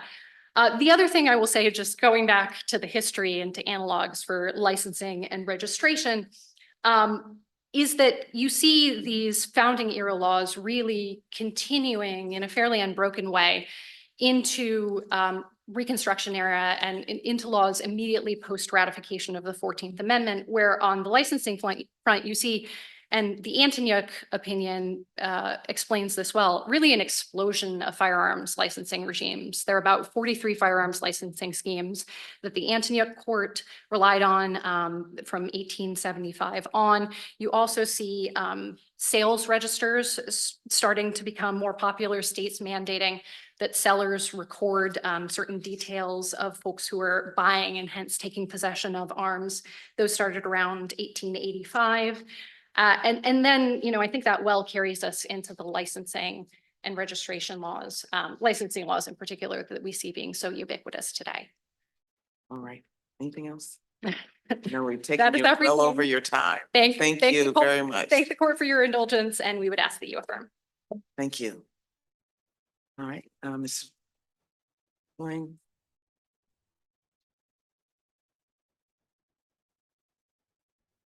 I'd like to address first sort of the doctrinal questions that Judge Easterly is asking about. Isn't it just one step? And is it I think in your words, a hill versus a threshold? It is a threshold because the way that Bruen describes it, after Bruen states the test that Your Honor read out loud, Bruen says that this standard accords with how we protect other constitutional rights, and then it analogizes the First Amendment. In that context, when the government restricts speech, the government bears the burden of proving the constitutionality of its actions. In some cases, that burden includes showing whether the expressive conduct falls outside the category of protected speech. And to carry that burden, the government must generally point to historical evidence. So I think the point is that of course, in the First Amendment, there's a threshold question of, is this statute even targeting or addressing or implicating expressive conduct? Once it does, it's the government's burden to show either that speech sort of is just unprotected speech, it's a threat, it's fighting words, or it's going to apply the constitutional, whether it's strict scrutiny, intermediate scrutiny, et cetera. So I think that's the same thing that's happening here. Bruen tells you it is analogous, that all you look to is, does this implicate the right to keep and bear arms? Does it, in Rahimi's words, regulate arms bearing conduct? If it does, then the government bears the burden. Then it's presumptively protected conduct, and then the government bears the burden to show historical justification. That's the doctrinal test. Now, that's why no one talks about infringe in these opinions. Even though, as Judge Deal pointed out, those all dealt with complete prohibitions, that didn't stop the court in Bruen and Bruen and Heller to say, no one disputes that these petitioners are law-abiding citizens who are part of the people. No one disputes that handguns are arms. They didn't then say, no one disputes that these regulations completely prevent people from exercising their rights, so therefore they infringe. I mean, that just wasn't part of the analysis. And the reason is because the Bruen test is designed to show you what infringes, and what infringes is something that's not justified by history. That's what they say. It's only when it's a historically justified regulation that you can say that it falls outside of the Second Amendment's unqualified command, the unqualified command being shall not be infringed. So with that out of the way, I just wanted to address common use because, one more thing, which is that the government keeps asserting as though it's a given that the challenger bears the burden at the text step. And nowhere has the Supreme Court ever said that, actually. In fact, I think so I'll just put that there. But so in terms of whether the in common use question belongs in the text portion versus the history portion, I agree that there's a controversy in the courts about that. And again, I agree with Judge Deal that this court shouldn't be looking to circuit courts because it's somewhat incoherent, and circuit courts have gotten it very wrong in the past, see Bruen. And so it really should just be closely hewing to Supreme Court precedent. And here's what Supreme Court precedent says about it.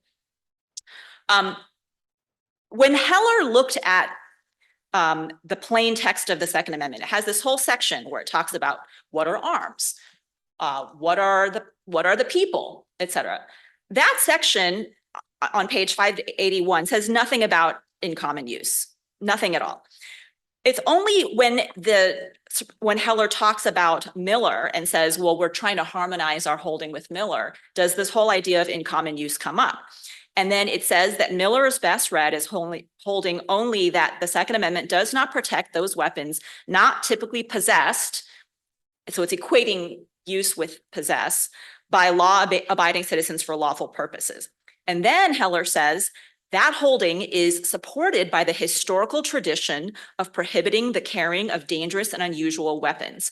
So Heller itself is treating the in common use question as part of the historical analysis. Is this consistent with the historical tradition of banning dangerous and unusual weapons? It is not treating it at the definitional step of, are these even arms?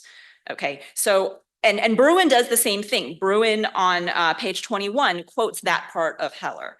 So I think that means that if you think that a magazine as a component of a semi-automatic pistol, or weapon is an arm, which I think the government has effectively said, yeah, it probably is, then that means that it's the government's burden to show that it has a historical justification. And I want to get to that because I think this is really important.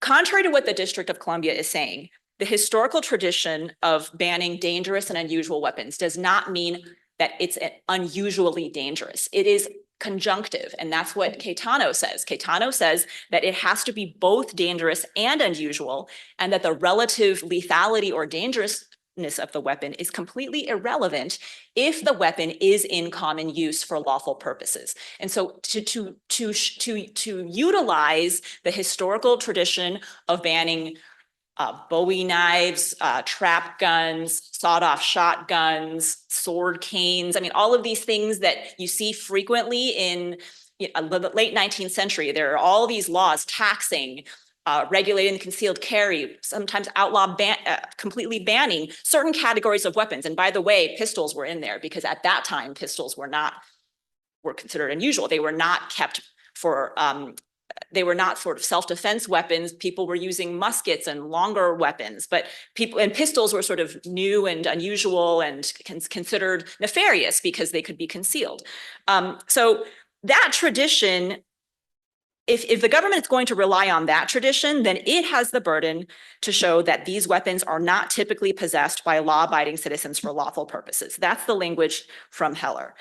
And they have not shown that. They have not shown that magazines above 10 rounds are not possessed by law-abiding citizens for lawful purposes. In fact, the evidence is to the contrary. And it also doesn't matter that they are often used in mass shootings or that they're often used in crimes, because the same is true of handguns. Handguns are also often used in crimes. And yet we know from Heller that handguns are also typically possessed or commonly possessed by law-abiding citizens for lawful purposes.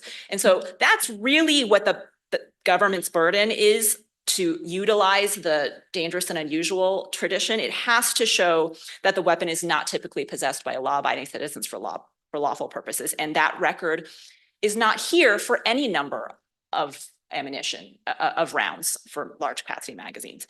So it's really irrelevant that something's particularly dangerous. That's not what makes, yes, perhaps a sawed-off shotgun is particularly dangerous. I do not know.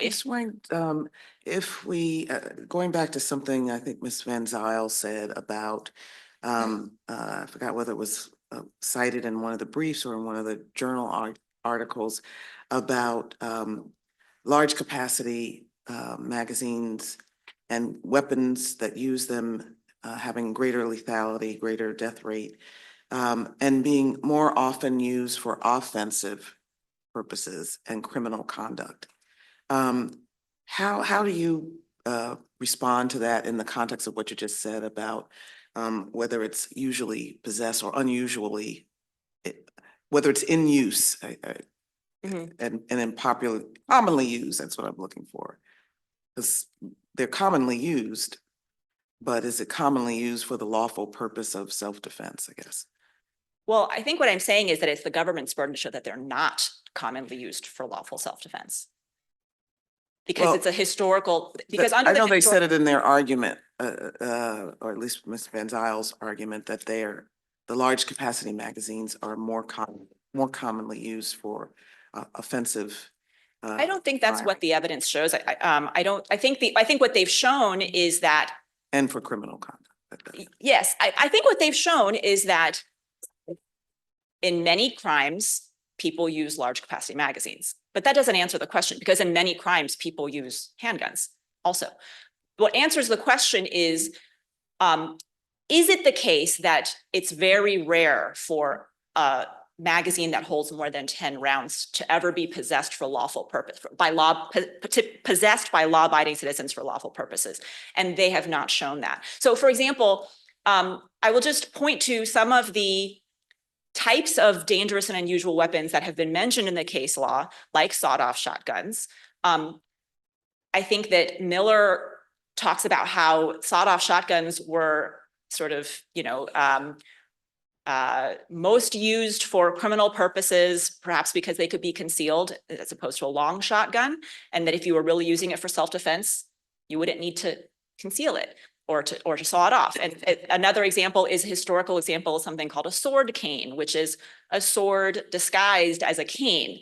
And so if you were using it for lawful purposes, you wouldn't need to disguise it as a cane. You would just bear your cane openly. Sort of, that's kind of how the older generations viewed it. And we don't necessarily, I think that the point is that if the government is going to rely on a historical tradition, that type of historical tradition of banning dangerous and unusual weapons, Bruin and Heller have already held that dangerous is not enough. It has to be unusual. It has to be not typically possessed by law-abiding citizens for lawful purposes. And that is what the government would have to show about magazines holding more than 10 rounds. And that is what they have not shown.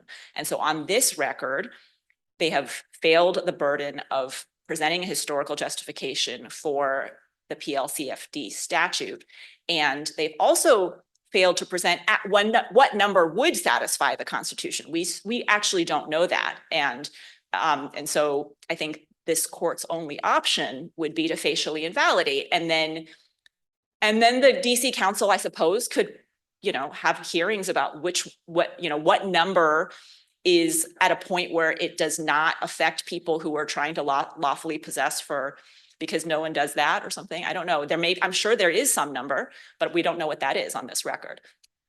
I'm just one last thing about the loyalty oaths. Because that's not something that was really focused on until just now. And I think the distinction with the loyalty oath is that's sort of another piece in the puzzle to show that there's a historical tradition of disarming people that the government feared was dangerous. And so, but it also, there's zero historical justification for making law-abiding, presumptively non-dangerous people register every firearm that they own with the government and telling the government, here's the exact firearms that I own, how many of them and where I keep them. The loyalty oaths don't do that. The loyalty oaths just say, as long as I swear loyalty, I can have my gun. It doesn't require you to tell the government anything about your gun. The only thing the government cites for that is these militia and muster laws, which are completely different for the reasons that Judge Kavanaugh already said, but they're at a most basic level, the why is completely opposite. The why of a militia law was to ensure that people had guns and enough for the militia. And the purpose of the registration statute, at least according to the government, is to ensure that people don't have guns if they're not qualified. So I will just say that I think that it's really important for this court not to wade into this idea that infringe has some kind of substantive limit to it that needs to be crossed before you even apply the history test. That is not completely ungrounded from the Supreme Court precedent. And in fact, also even though I've just said, don't look at the circuits, none of the circuits do that except for the Fourth Circuit in Maryland shall issue. And I think that if you read the concurring and dissenting opinions in that opinion, they provide a far more persuasive reading of Bruin and Rahimi than the majority. Thank you. All right, Ms. Sorry, counsel, we didn't forget your right for rebuttal on the Fourth Amendment. Thank you. I'd just like to just say a few things about the Fourth Amendment. This is an important, an issue that's important to my client, Mr. Benson. I'd like to address Judge Deal's question earlier about wouldn't police be suspicious of somebody in a balaclava or mask and latex gloves. And I would say that there are many, many purposes for gloves. And I note that here at council's table, the court has provided a whole box of latex type gloves. And I'm sure But we that didn't provide a baklava to go with them, so. I'm sure that these are not intended for any type of criminal activity.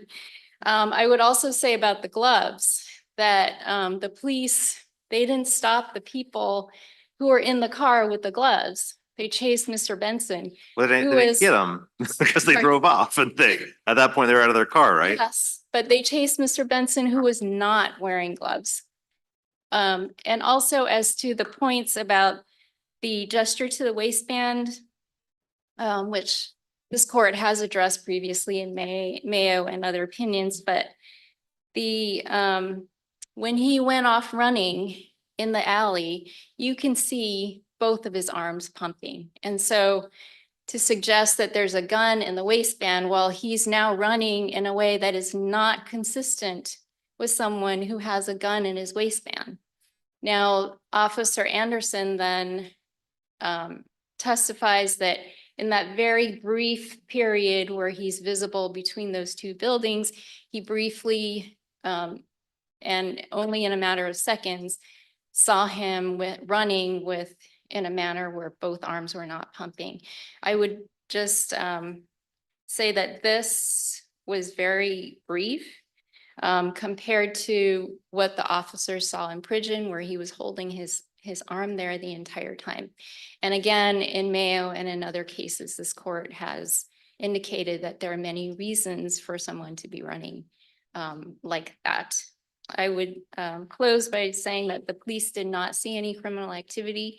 They chased Mr. Benson without reasonable suspicion of criminal activity, and his conviction should be vacated. Thank you. All right, the court would like to thank all counsel, the amicus and interveners for your arguments and for your briefs today. Thank you. All right.